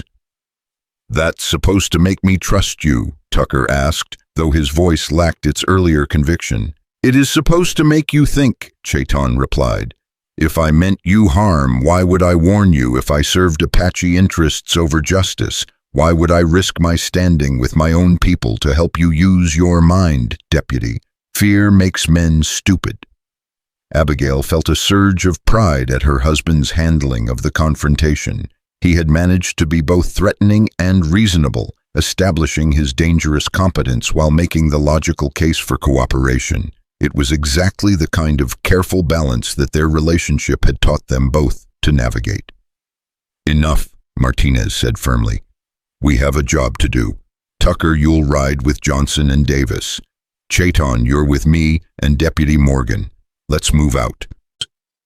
The posse rode hard toward the Badlands, where the raiders were believed to be hiding, following trails that were invisible to white eyes but clear as written words to Chaitton's Apache-trained senses. He moved ahead of the main group, reading the story written in disturbed earth and broken vegetation with the expertise of a lifetime spent surviving in harsh country. "How do you know which tracks to follow?" Morgan asked during one of their brief rests. Unlike Tucker, the young deputy seemed genuinely curious rather than hostile. "All things leave signs," Chaitton explained, kneeling beside a patch of seemingly unmarked ground. "This horse favors its left front foot. See how the print is lighter on that side. It has been ridden hard recently, and the rider is heavy. There in the sagebrush, threads from a white man's shirt. And here," he pointed to a spot where someone had relieved themselves, "fresh no more than 2 hours old." "Amazing," Morgan breathed. "It's like reading a book." "Better than a book," Chaitton said, rising and brushing dust from his knees. "Books can lie. The earth tells only truth." They followed the trail deeper into the maze of canyons and mesas that made this part of the territory perfect for hiding from the law. It was country that could swallow a man whole if he didn't know its secrets, and Abigail found herself worrying about Chaitton despite his obvious competence. The raiders would be desperate when cornered, and desperate men did unpredictable things.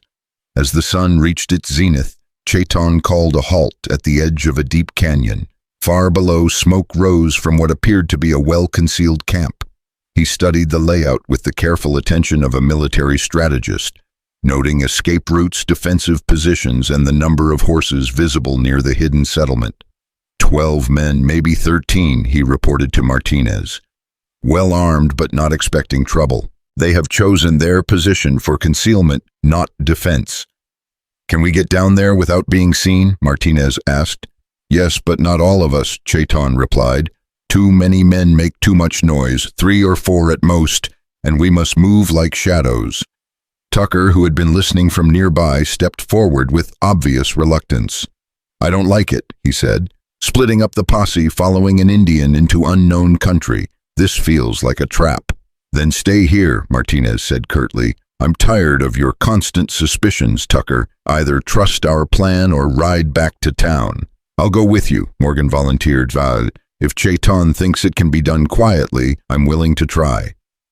The descent into the canyon was a nerve-wracking exercise in silence and balance. Chaitton led them down narrow game trails that seemed to exist more in his imagination than in reality, moving with the fluid grace of someone born to this harsh landscape.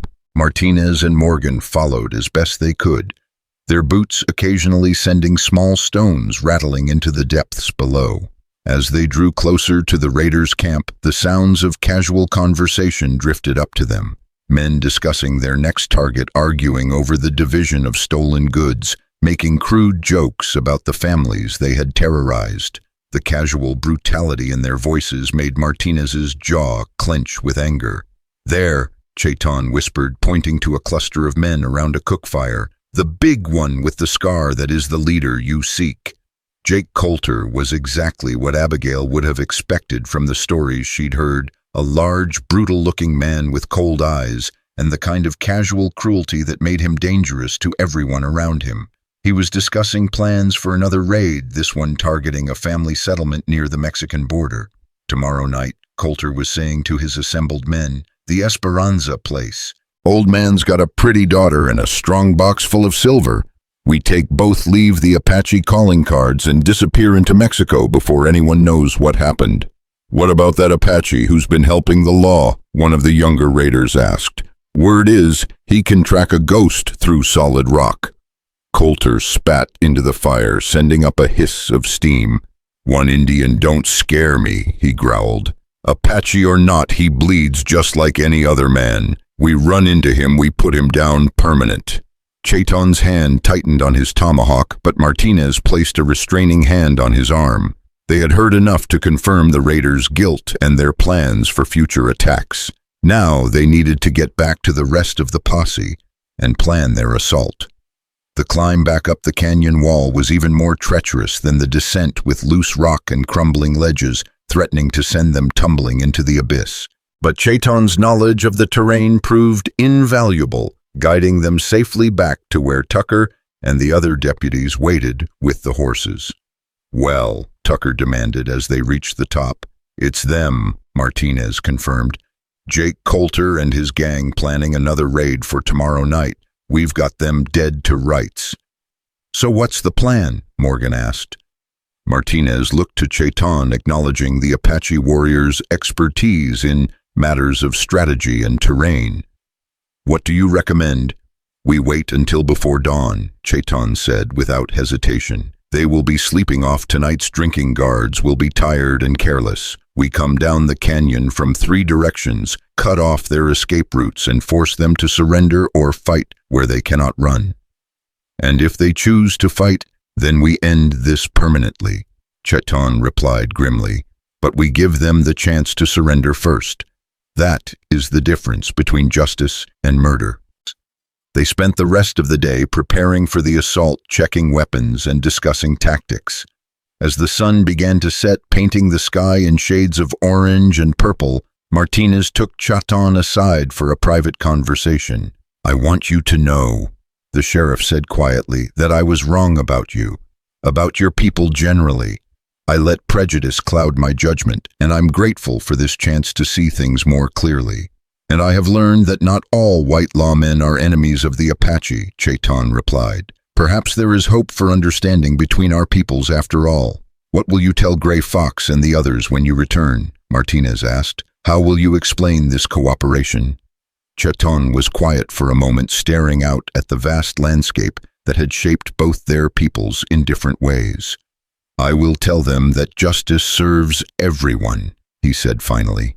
"That when we fight the real enemies, the men who prey on innocent people, regardless of their color, we make the world safer for Apache children and white children alike." The pre-dawn assault unfolded with military precision. Chaitton led one group down the eastern approach, while Martinez took the main force through the central canyon. Deputy Morgan commanded the western flank, effectively cutting off any escape route toward Mexico. The raiders were indeed caught off guard, most of them still wrapped in their blankets when the first shouts of Territorial law surrender echoed through the canyon. What followed was brief but vicious.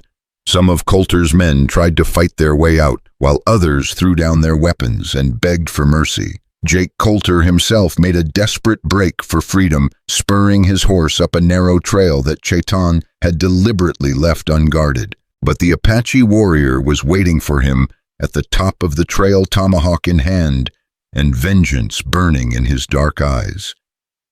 "End of the line, Coulter," Chaitton said quietly as the raider's horse reared at the sight of him. "Indian," Coulter snarled, drawing his gun. "Should have known you'd be here. Your kind always was good at ambushes." "My kind is good at justice," Chaitton replied, his voice carrying the controlled fury of a man who had seen too much innocent blood spilled. "Your kind is good at preying on the weak." Coulter fired first, but his shot went wide as his spooked horse continued to dance beneath him. Chaitton's tomahawk spun through the morning air with deadly accuracy, taking the raider in the chest and dropping him from his saddle like a stone. The leader's death broke the last resistance among his followers. Within minutes, the canyon fell silent except for the groans of the wounded and the nervous whickering of horses.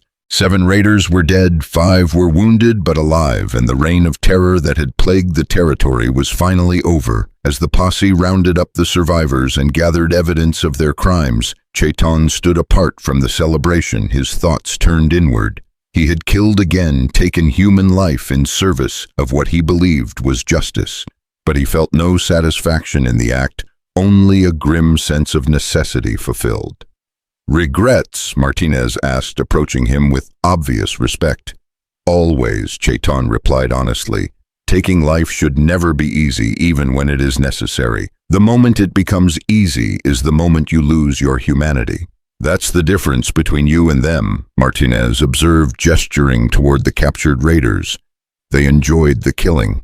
You did what had to be done." The ride back to Silver Creek was a triumphant procession, with the captured raiders bound and tied across their horses and evidence of their crimes packed in saddlebags.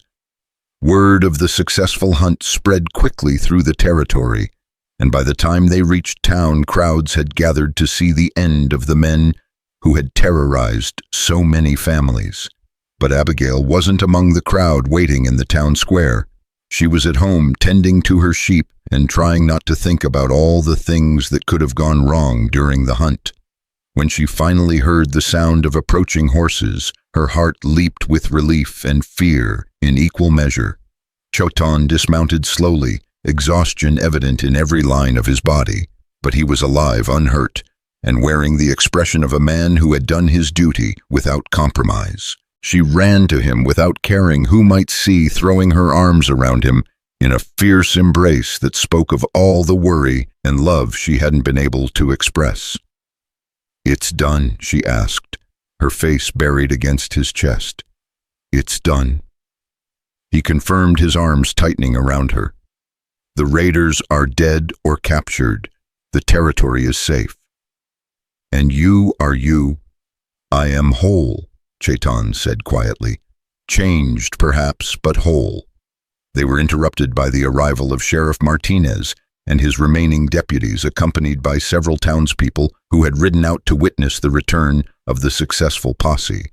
Among them, to Abigail's surprise, was Bill Hendricks and his family. Chaitton, young Tommy Hendricks, called out, running toward the Apache warrior with the fearless enthusiasm of childhood. "Did you catch all the bad men? We caught them," Chaitton confirmed, kneeling to the boy's level. "They will trouble no one else." "Was it scary?" Tommy asked with the morbid curiosity of a 10-year-old. "Yes," Chaitton said honestly. "But sometimes brave men must do scary things to protect the people they care about." Bill Hendricks approached more slowly, his hat in his hands and an expression of awkward gratitude on his weathered face. "I wanted to thank you again," he said, "both of you, for what you did at our place and for helping end this threat to all our families." "We did what neighbors do," Abigail replied simply. "We helped." "About that," Hendricks said, his voice gaining strength. I've been talking to some of the other ranchers, and we've been thinking. Maybe it's time we started acting like real neighbors instead of letting old prejudices divide us. Your husband proved himself a dozen times over. Any man good enough to fight beside Sheriff Martinez is good enough to call friend. The words hung in the air like a bridge being built between two previously separated worlds. Abigail felt tears prick her eyes as she realized what Hendricks was offering, not just personal acceptance, but the beginning of genuine community integration. "That means more than you know," she said softly. As the crowd began to disperse, Abigail and Chaitton found themselves alone with Martinez for a final conversation. The sheriff looked tired but satisfied, like a man who had accomplished something important. "The territorial governor wants to meet you both," Martinez said. "Word of what happened here is spreading fast. There's talk of appointing Chaitton as a special territorial scout, working with law enforcement to prevent future conflicts between Apache and settlers." "And the Apache?" Chaitton asked. "What will your government offer them in return for cooperation?" "That's above my authority," Martinez admitted. "But there are people in Washington who are starting to understand that peace serves everyone's interests better than war. This could be the beginning of something new. Or it could be another broken promise," Chaitton said carefully. "The Apache have heard many fine words from white officials." "I know," Martinez acknowledged, "but sometimes you have to take a risk on the possibility of change. Sometimes you have to choose hope over cynicism." That evening, as they sat together on their porch watching the sunset paint the sky in brilliant colors, Abigail and Chaitton reflected on how much their lives had changed in just a few short weeks. What had begun as a marriage of necessity had become something neither of them had expected, a true partnership built on mutual respect and shared values. "Gray Fox was right about one thing," Chaitton said quietly. "I am changed by this marriage, not weakened or corrupted, but expanded. I see possibilities now that I couldn't see before, such as the possibility that Apache children and white children might grow up together someday, learning from each other instead of fearing each other, such as the possibility that strength doesn't always have to come from the end of a rifle." Abigail leaned against his shoulder, feeling the solid warmth of him, and thinking about Tommy Hendricks's easy acceptance of the Apache warrior who had become his hero. Children, she reflected, were often wiser than adults when it came to seeing past surface differences to the character beneath. "Do you think it will work?" she asked. "This idea of cooperation between our peoples, I think it has to work," Chaitton replied. "The alternative is too terrible to contemplate. Endless war, children growing up to hate people they've never met, the land soaked in blood until no one remembers what they were fighting for in the first place." Their conversation was interrupted by the sound of approaching horses, but this time the riders announced themselves in Apache before coming into view. Gray Fox and Little Wolf emerged from the darkness, their faces painted for war and their weapons ready for battle. "Chaitton!" Gray Fox called out, his voice carrying undertones of challenge and disappointment. "We have heard of your cooperation with the white law. We have come to understand what this means." Chaitton rose slowly, his hand instinctively moving toward his knife before he forced himself to relax. This was the moment he had been dreading, the reckoning with his own people for the choices he had made. "Then you know that Jake Coulter and his raiders are dead or captured," Chaitton said calmly. "You know that the men who were killing innocent families while wearing Apache paint can no longer bring shame to our people. We know that you rode with white soldiers against men your own people might have called brothers," Gray Fox replied harshly. "We know that you have forgotten the blood of your ancestors in favor of your white woman's bed." "No," Chaitton said firmly, stepping forward to meet Gray Fox's challenge directly. "I have honored the blood of my ancestors by choosing justice over vengeance, wisdom over hatred. Those raiders were not brothers to any Apache. They were animals who dishonored themselves and our people with every innocent life they took. Little Wolf spoke up, then his young voice cracking with emotion. But you work with our enemies now. You help them hunt down men who fight against white oppression. How is this different from betrayal? Because Chaitton said, his voice carrying the weight of hard-won wisdom, not all whites are our enemies, just as not all Apache are our friends. Jake Coulter and his men killed Apache families, along with white families. They raped Apache women along with white women. They stole from Apache children along with white children. Tell me, cousin, how does allowing such men to continue their crimes serve our people? Gray Fox studied Chaitton for a long moment, his weathered face revealing nothing of his thoughts. When he finally spoke, his voice had lost some of its harsh edge. And what of your white woman? What of this marriage that binds you to their world?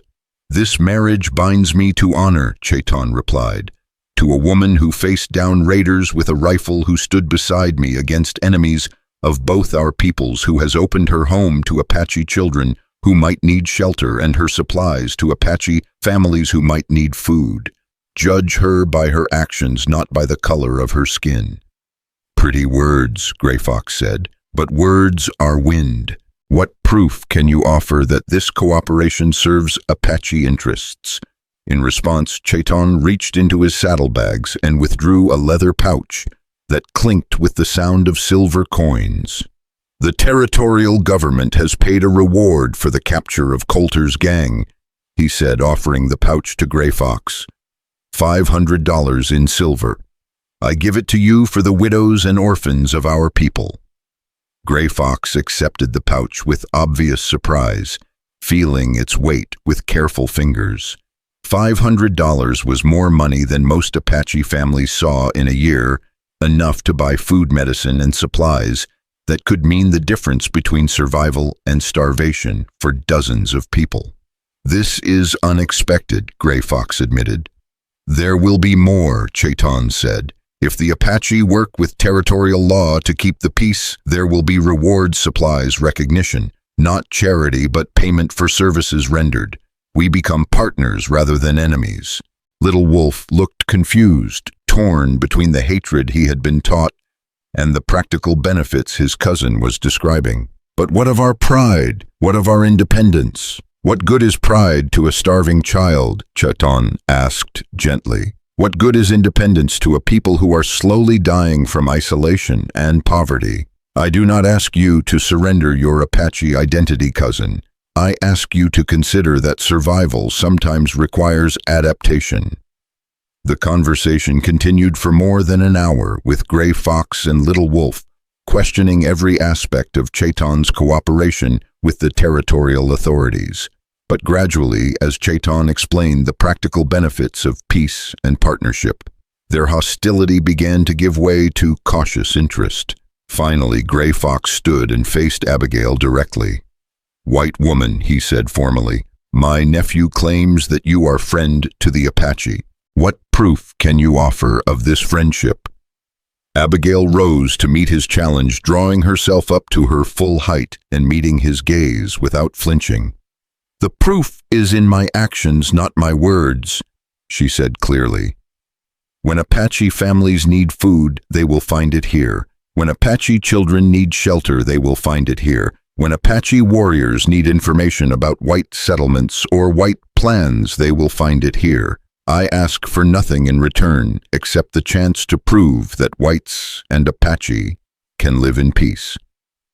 And if your own people turn against you for this friendship, if they call you traitor and drive you from their settlements, then I will know that I chose the right path, Abigail replied without hesitation.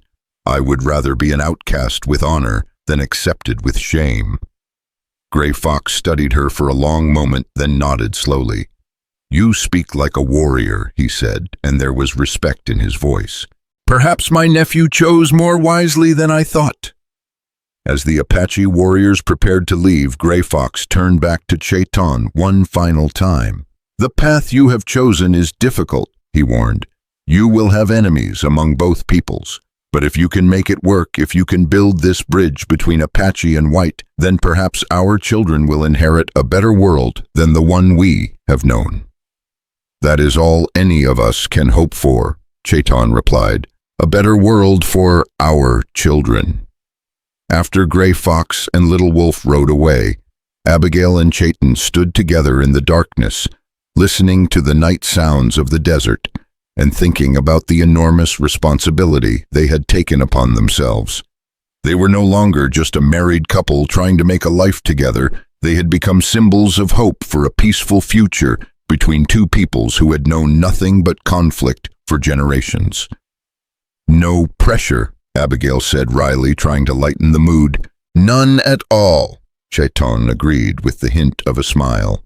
"We just have to single-handedly bridge a gap between two cultures, overcome centuries of mistrust and prejudice, and create a model for peaceful coexistence that could be replicated throughout the territory." "When you put it like that, it sounds almost impossible." "Almost impossible," Chaitton repeated thoughtfully, "but not entirely impossible. And sometimes almost impossible is the best odds you can get." As they prepared for bed on what had been one of the most eventful days of their lives, Abigail found herself thinking about the strange journey that had brought them to this point. A chance encounter by a creek, a marriage demanded by honor, and now a partnership that could change the future of the entire territory. "Do you ever regret it?" she asked as they stood together in the doorway of their home. "Any of it."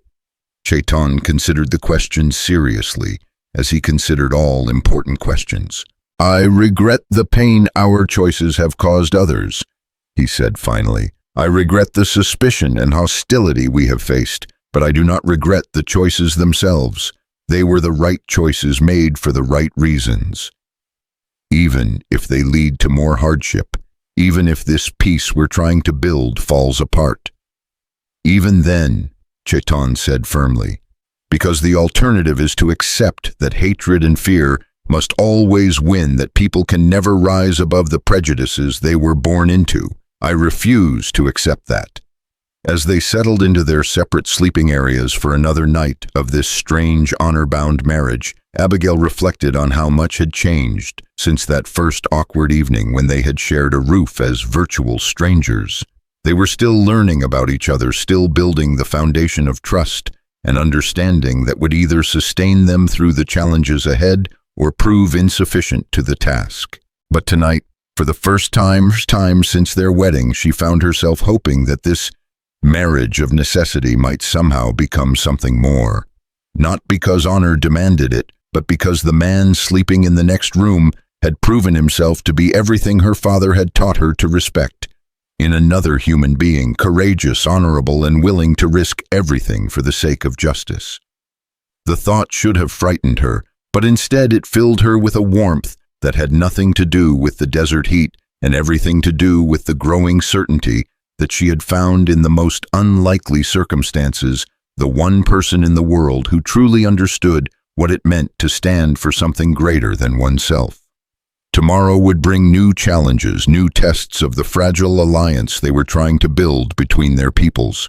But tonight she would sleep peacefully, knowing that whatever came next, she would not face it alone. The warm feeling of hope that had settled over Abigail that night proved to be prescient in ways she couldn't have imagined. Over the following months, the partnership between her husband and Sheriff Martinez bore fruit that surprised even the most optimistic observers. Word of their successful cooperation spread beyond the territory, reaching the ears of officials in Washington who were growing weary of the endless cycle of violence on the frontier. But it was the small daily changes that meant the most to Abigail. The way Bill Hendricks now waved when he saw them in town, the gradual thaw in Mrs. Hendricks's manner when she encountered Chaitton at the trading post, the growing number of ranchers who sought Chaitton's advice on tracking livestock thieves and identifying Apache sign that might indicate friendly contact rather than hostile intent. Most telling of all was young Tommy Hendricks, who had taken to visiting their ranch whenever his parents had business nearby. The boy's fascination with Apache culture had blossomed under Chaitton's patient teaching, and watching them together always filled Abigail with a fierce hope for the future. "Can you really talk to horses?" Tommy asked one afternoon as he helped Chaitton work with a spirited Mustang they had captured. "All creatures speak," Chaitton replied, his hands gentle on the horse's neck. "The question is whether we are wise enough to listen. This horse tells me he has known cruelty from men. See how he flinches when I raise my hand too quickly. He speaks of fear." "What do you tell him back?" "I tell him with my actions that not all men bring pain," Chaitton said, offering the horse a piece of apple. "Patience speaks louder than words. Kindness speaks louder than force." Abigail watched from the porch, mending a shirt and listening to the quiet lesson in both horsemanship and humanity that Chaitton was providing. It struck her that this was exactly what the world needed, children learning that differences in appearance and culture were less important than the fundamental decency of the heart. Her peaceful observation was interrupted by the arrival of a familiar figure on horseback. Carlos Mendoza, the Mexican trader, who had been one of the first to accept their marriage, approached with his usual easy smile and a pack train loaded with goods. "Buenos dias, Señora Chaitton," he called out cheerfully. "I bring news from the south and perhaps some business, if you are interested." "Always interested in both," Abigail replied, rising to greet him. "What news?" "The government in Mexico City has heard of your husband's work with the territorial law," Mendoza said, dismounting and accepting the cup of water she offered. "They are very interested in similar arrangements along their border. Too many bandits use the confusion between Apache and Mexican territory to escape justice." Chaitton approached the Mustang, following him with the beginning of trust. "What kind of arrangements?" he asked.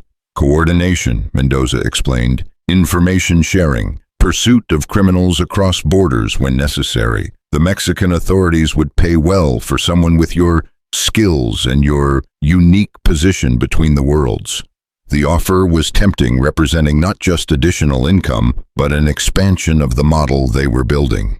If cooperation could work across international borders, as well as cultural ones, it might prove that their approach had broader applications than anyone had imagined.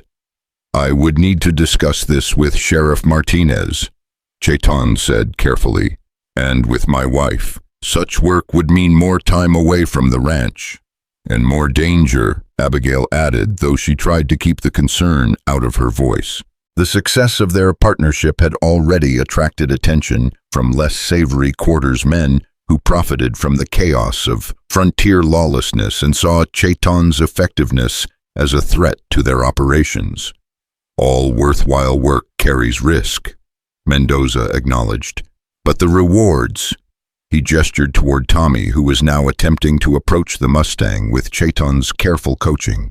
"The rewards are children who grow up knowing peace instead of war." That evening, as they discussed Mendoza's proposal over their simple dinner, Abigail found herself torn between pride in her husband's growing reputation and fear for his safety.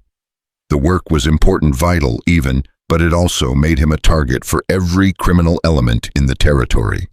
"What does your heart tell you?" she asked, setting down her fork and studying his face in the lamplight. "My heart tells me that we cannot stop now," Chaitton replied honestly. "We have proven that cooperation is possible, but we have only scratched the surface of what it might accomplish. If we can extend this model south, into Mexico, north into Colorado territory, perhaps even west to California—" "You're talking about changing the entire frontier," Abigail said quietly. "Yes," Chaitton agreed. "I am talking about ending the age of endless violence between peoples who should be working together instead of destroying each other." The weight of such a vision was staggering.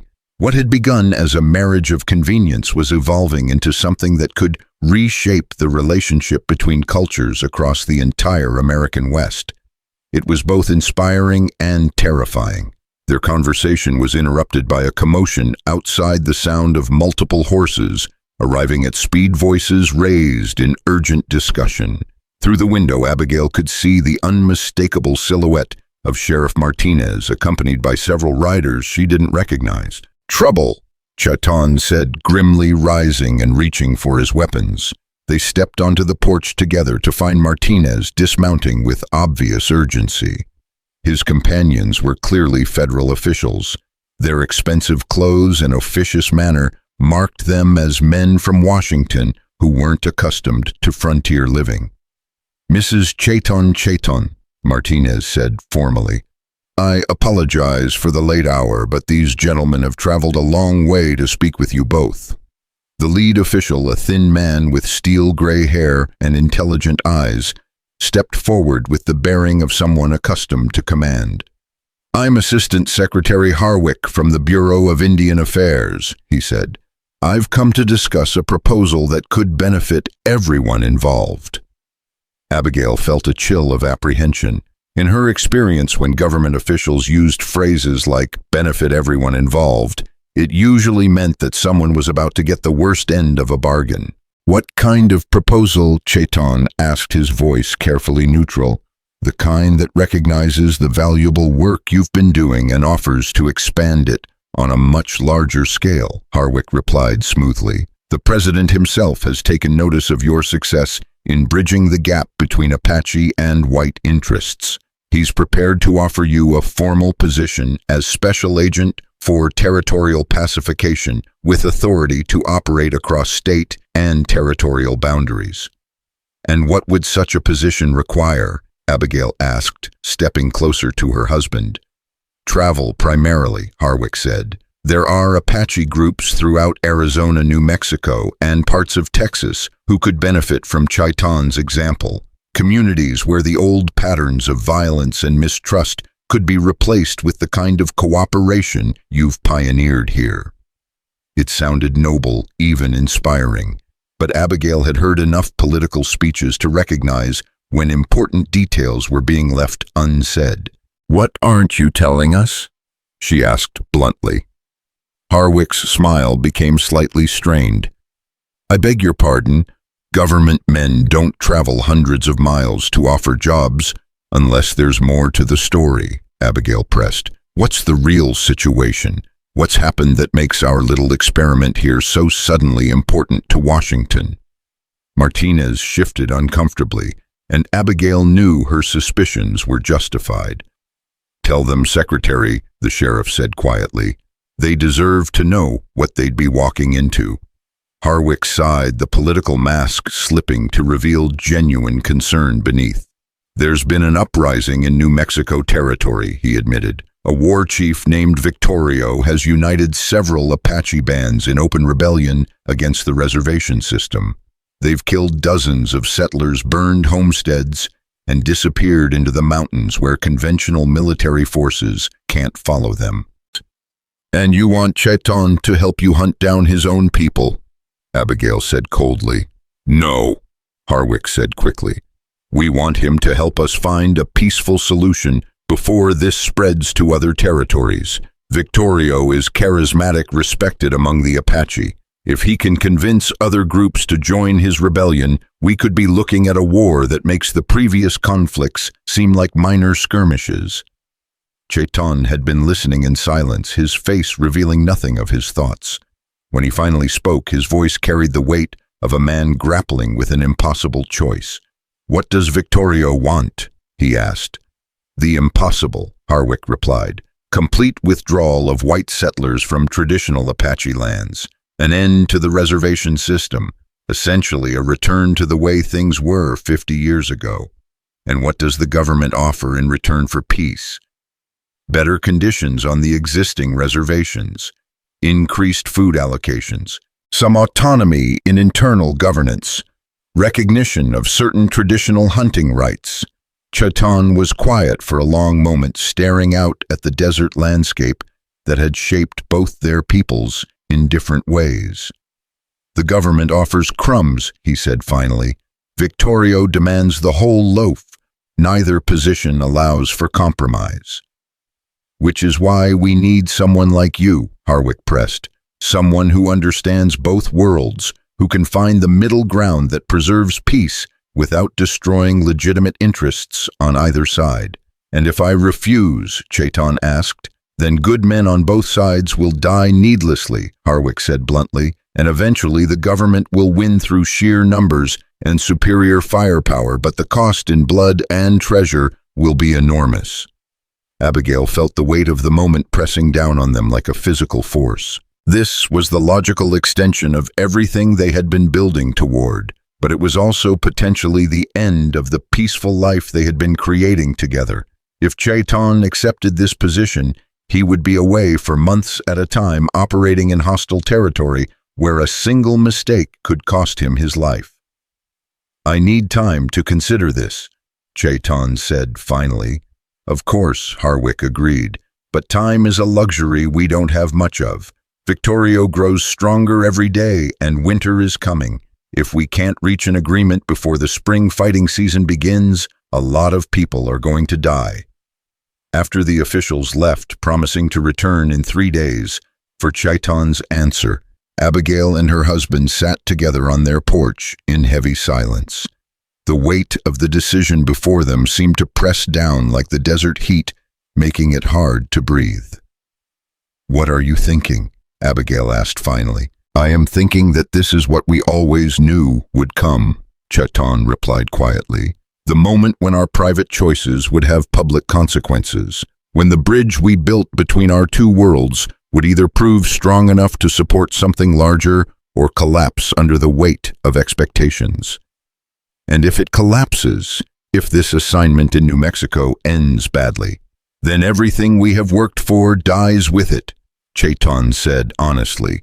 "The model of cooperation, the hope for peaceful coexistence, the dream of a future where children like Tommy Hendricks can grow up seeing Apache and white as neighbors rather than enemies." Abigail reached for his hand, feeling the calluses from years of hard work and harder choices. "And if you refuse, if we just continue as we are, then Victorio's war spreads, hundreds of people die, and eventually the government decides that cooperation has failed. They return to the old policies of force and removal, and our experiment becomes a footnote in history." The impossibility of the choice was staggering. Accept the assignment and risk everything they had built together on the uncertain hope of preventing a larger war. Refuse it and watch that war consume the very people they were trying to protect. "There's something else," Chaitton said quietly. "Something the secretary didn't mention, but that I understand from my own knowledge of Apache politics. What Victorio is not just fighting for land or hunting rights," Chaitton explained. "He is fighting for the soul of the Apache people. He believes that any cooperation with whites is betrayal, that the only way to preserve Apache identity is through complete separation and constant warfare." "And if he's right?" Abigail asked, though the question felt like swallowing glass. "Then everything I have learned from you, everything we have built together, is a lie," Chaitton said. "Then my grandmother was right to die asking why I had abandoned my people." The pain in his voice cut through Abigail like a knife. She had been so focused on the practical aspects of the decision that she hadn't fully considered the deeper spiritual and cultural implications for her husband. This wasn't just about accepting a dangerous assignment. It was about validating the fundamental premise of their entire relationship. "I don't think you've abandoned anyone," she said firmly. "I think you found a third path between the extremes of total war and total surrender. But I also know that my opinion on Apache identity matters less than what you believe in your own heart." They talked through the night, exploring every angle of the decision before them. They discussed the practical considerations, the danger, the time apart, the impact on their ranch, and their growing relationships with their neighbors. They explored the political implications, what success or failure might mean for the future of Apache-white relations throughout the West. Most importantly, they wrestled with the personal questions that lay at the heart of everything they had built together. As dawn broke over the desert, painting the sky in shades of hope and promise, they found themselves no closer to a clear answer but somehow more united in facing the uncertainty together. "Whatever we decide," Abigail said as they watched the sun rise over their land, "we decide it together, as partners, as equals. Even if it means risking everything we have built here, especially then," Abigail replied firmly. "What good is security if it's built on turning our backs on people who need our help? What good is peace if it's purchased by allowing others to suffer in war?" The sound of approaching horses interrupted their dawn vigil, but this time the rider was familiar. Gray Fox arriving alone and moving with the careful deliberation of a man carrying important news. "Nephew," he called out formally as he dismounted, "I bring word from the south, word that may influence the choice you must make." "What word?" Chaitton asked, rising to greet his elder. "Victorio has sent emissaries to our band and others throughout the territory," Gray Fox said grimly. "He calls for all Apache to join his war against the whites. He says that those who refuse are traitors to the blood of their ancestors."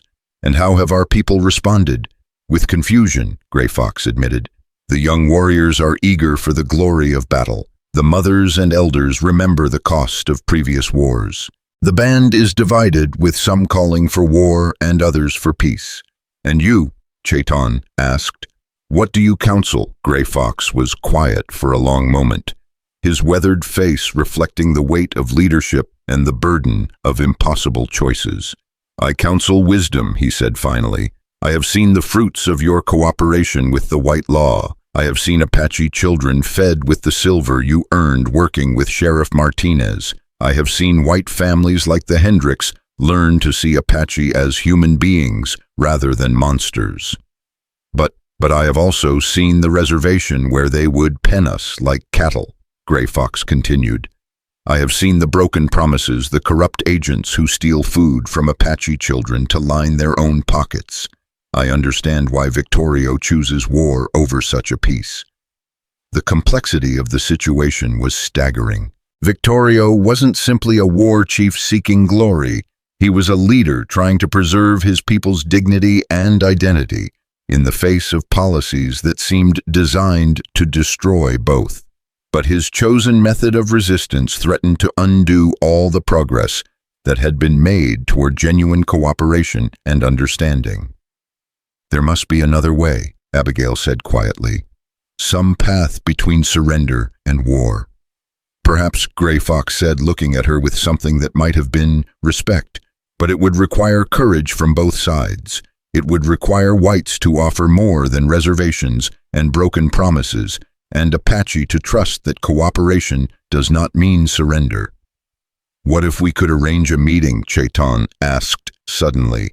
"Between Victorio and government representatives who actually have the authority to negotiate meaningful changes." "You think such men exist?" Gray Fox asked skeptically. "Secretary Harwick has direct access to the president," Chaitton said thoughtfully, "and the president has publicly stated his desire to find peaceful solutions to the Indian question. What if we could bring them together in neutral territory with trusted intermediaries to facilitate discussion?" "Victorio would never trust white officials," Gray Fox said immediately. "Too many promises have been broken." "But he might trust you," Abigail said, the pieces of a possible solution beginning to form in her mind. "And us. If we could convince him that there are white officials who genuinely want peace, who are willing to offer real concessions instead of empty words." "It would be incredibly dangerous," Gray Fox warned. "Victorio is surrounded by young warriors who see any white face as an enemy. One wrong word, one perceived betrayal, and everyone dies." "Then we make sure there are no wrong words," Chaitton said firmly. "We prepare carefully, choose our representatives wisely, and create conditions where honest discussion is possible." They spent the rest of the morning developing the outlines of a plan that was either brilliantly hopeful or suicidally naive, depending on one's perspective. Gray Fox would return to his band and send trusted messengers to Victorio, proposing a meeting to discuss alternatives to war. Chaitton would accept Harwick's offer, but with conditions. The government would send negotiators with real authority to make concessions, and the meeting would take place in Apache territory under Apache protection. "And if it fails?" Gray Fox asked as he prepared to depart. "Then at least we will have tried," Chaitton replied. "And if we die in the attempt, we die knowing that we chose hope over fear, unity over division." "That is a good way to die," Gray Fox acknowledged. "Better than growing old, watching your people fade away on reservations or in endless war." After Gray Fox rode away, Abigail and Chaitton were left alone with the magnitude of what they had committed themselves to attempting. They were proposing to broker a peace meeting between two sides that had little reason to trust each other in hostile territory, where the slightest miscommunication could spark a war that would consume the entire Southwest. "Are we completely insane?" Abigail asked, voicing the question they were both thinking. "Probably," Chaitton admitted, "but sometimes insanity is just another word for hope that refuses to be reasonable." When Secretary Harwick returned 3 days later, he found them ready with an answer that was both acceptance and ultimatum. Chaitton would take the position, but only if the government agreed to pursue genuine negotiation rather than simply hunting down rebels. The Secretary's initial response was skeptical, but as they explained their plan in detail, his expression gradually shifted from doubt to cautious interest. "You're talking about something that's never been attempted," Harwick said finally. "Direct negotiation with a hostile war chief in his own territory with minimal military protection. We're talking about the only alternative to a war that could last for years and cost thousands of lives," Abigail replied firmly. "The choice is between taking a calculated risk now or accepting a certain catastrophe later." "The President authorized me to explore all possible avenues for peace," Harwick said slowly. "I suppose this qualifies as exploring." "Very well. If you can arrange this meeting, if you can guarantee safe passage for our negotiators, the government will send representatives with real authority to make meaningful offers. And if Victorio refuses to negotiate, then we'll know we tried everything possible before resorting to force," Harwick said grimly. "But I pray it doesn't come to that." The preparations for what everyone privately called the impossible mission took weeks of careful planning and delicate diplomacy. Messages were sent through Apache networks that had operated in secret for generations, proposing terms for a meeting that would have seemed fantastic just months earlier. Government officials debated the wisdom of sending high-ranking negotiators into hostile territory, while Apache leaders argued over whether any white promises could be trusted. Through it all, Abigail and Chaitton worked together with the seamless cooperation they had developed over their months of marriage. She managed the practical logistics, supplies routes, contingency plans, while he navigated the complex cultural and political considerations that could make the difference between success and disaster. "Do you realize," Abigail said one evening as they packed supplies for the journey south, "that we've never actually talked about what happens if this works, if we somehow pull off a miracle and broker lasting peace between Apache and White?" "What do you mean?" Chaitton asked, pausing in his careful arrangement of trade goods and gifts. "I mean, what happens to us, to this ranch, this life we've built? If you become some kind of roving peace negotiator for the government, where does that leave this?" She gestured around their modest home, suddenly aware of how much it had come to mean to her. Chaitton set down the pack he was working on and came to sit beside her on their bed, the bed they still shared in name only, though the careful distance they had maintained was slowly giving way to something warmer and more natural. "I have been thinking about that too," he admitted. "This place, these sheep your father left you, the life we have built here, it has become home to me in a way I did not expect. But I also know that sometimes you must be willing to sacrifice the thing you love most to protect the thing you believe in most deeply." "And if I said I couldn't bear to lose this place?" Abigail asked quietly. "If I said I needed you to choose between the mission and the ranch?" Chaitton looked at her for a long moment, his dark eyes reflecting the lamplight and something deeper that made her breath catch. "Then I would choose you," he said simply. "Because without you, none of this would exist.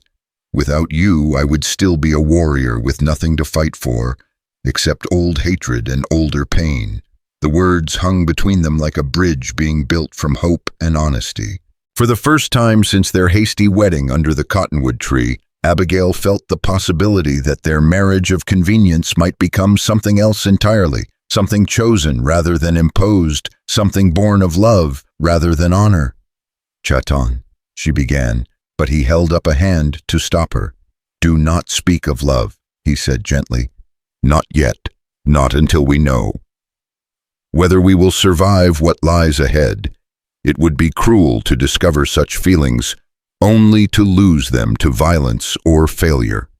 But as they continued their preparations in careful silence, both of them carried the unspoken knowledge that something fundamental had shifted between them.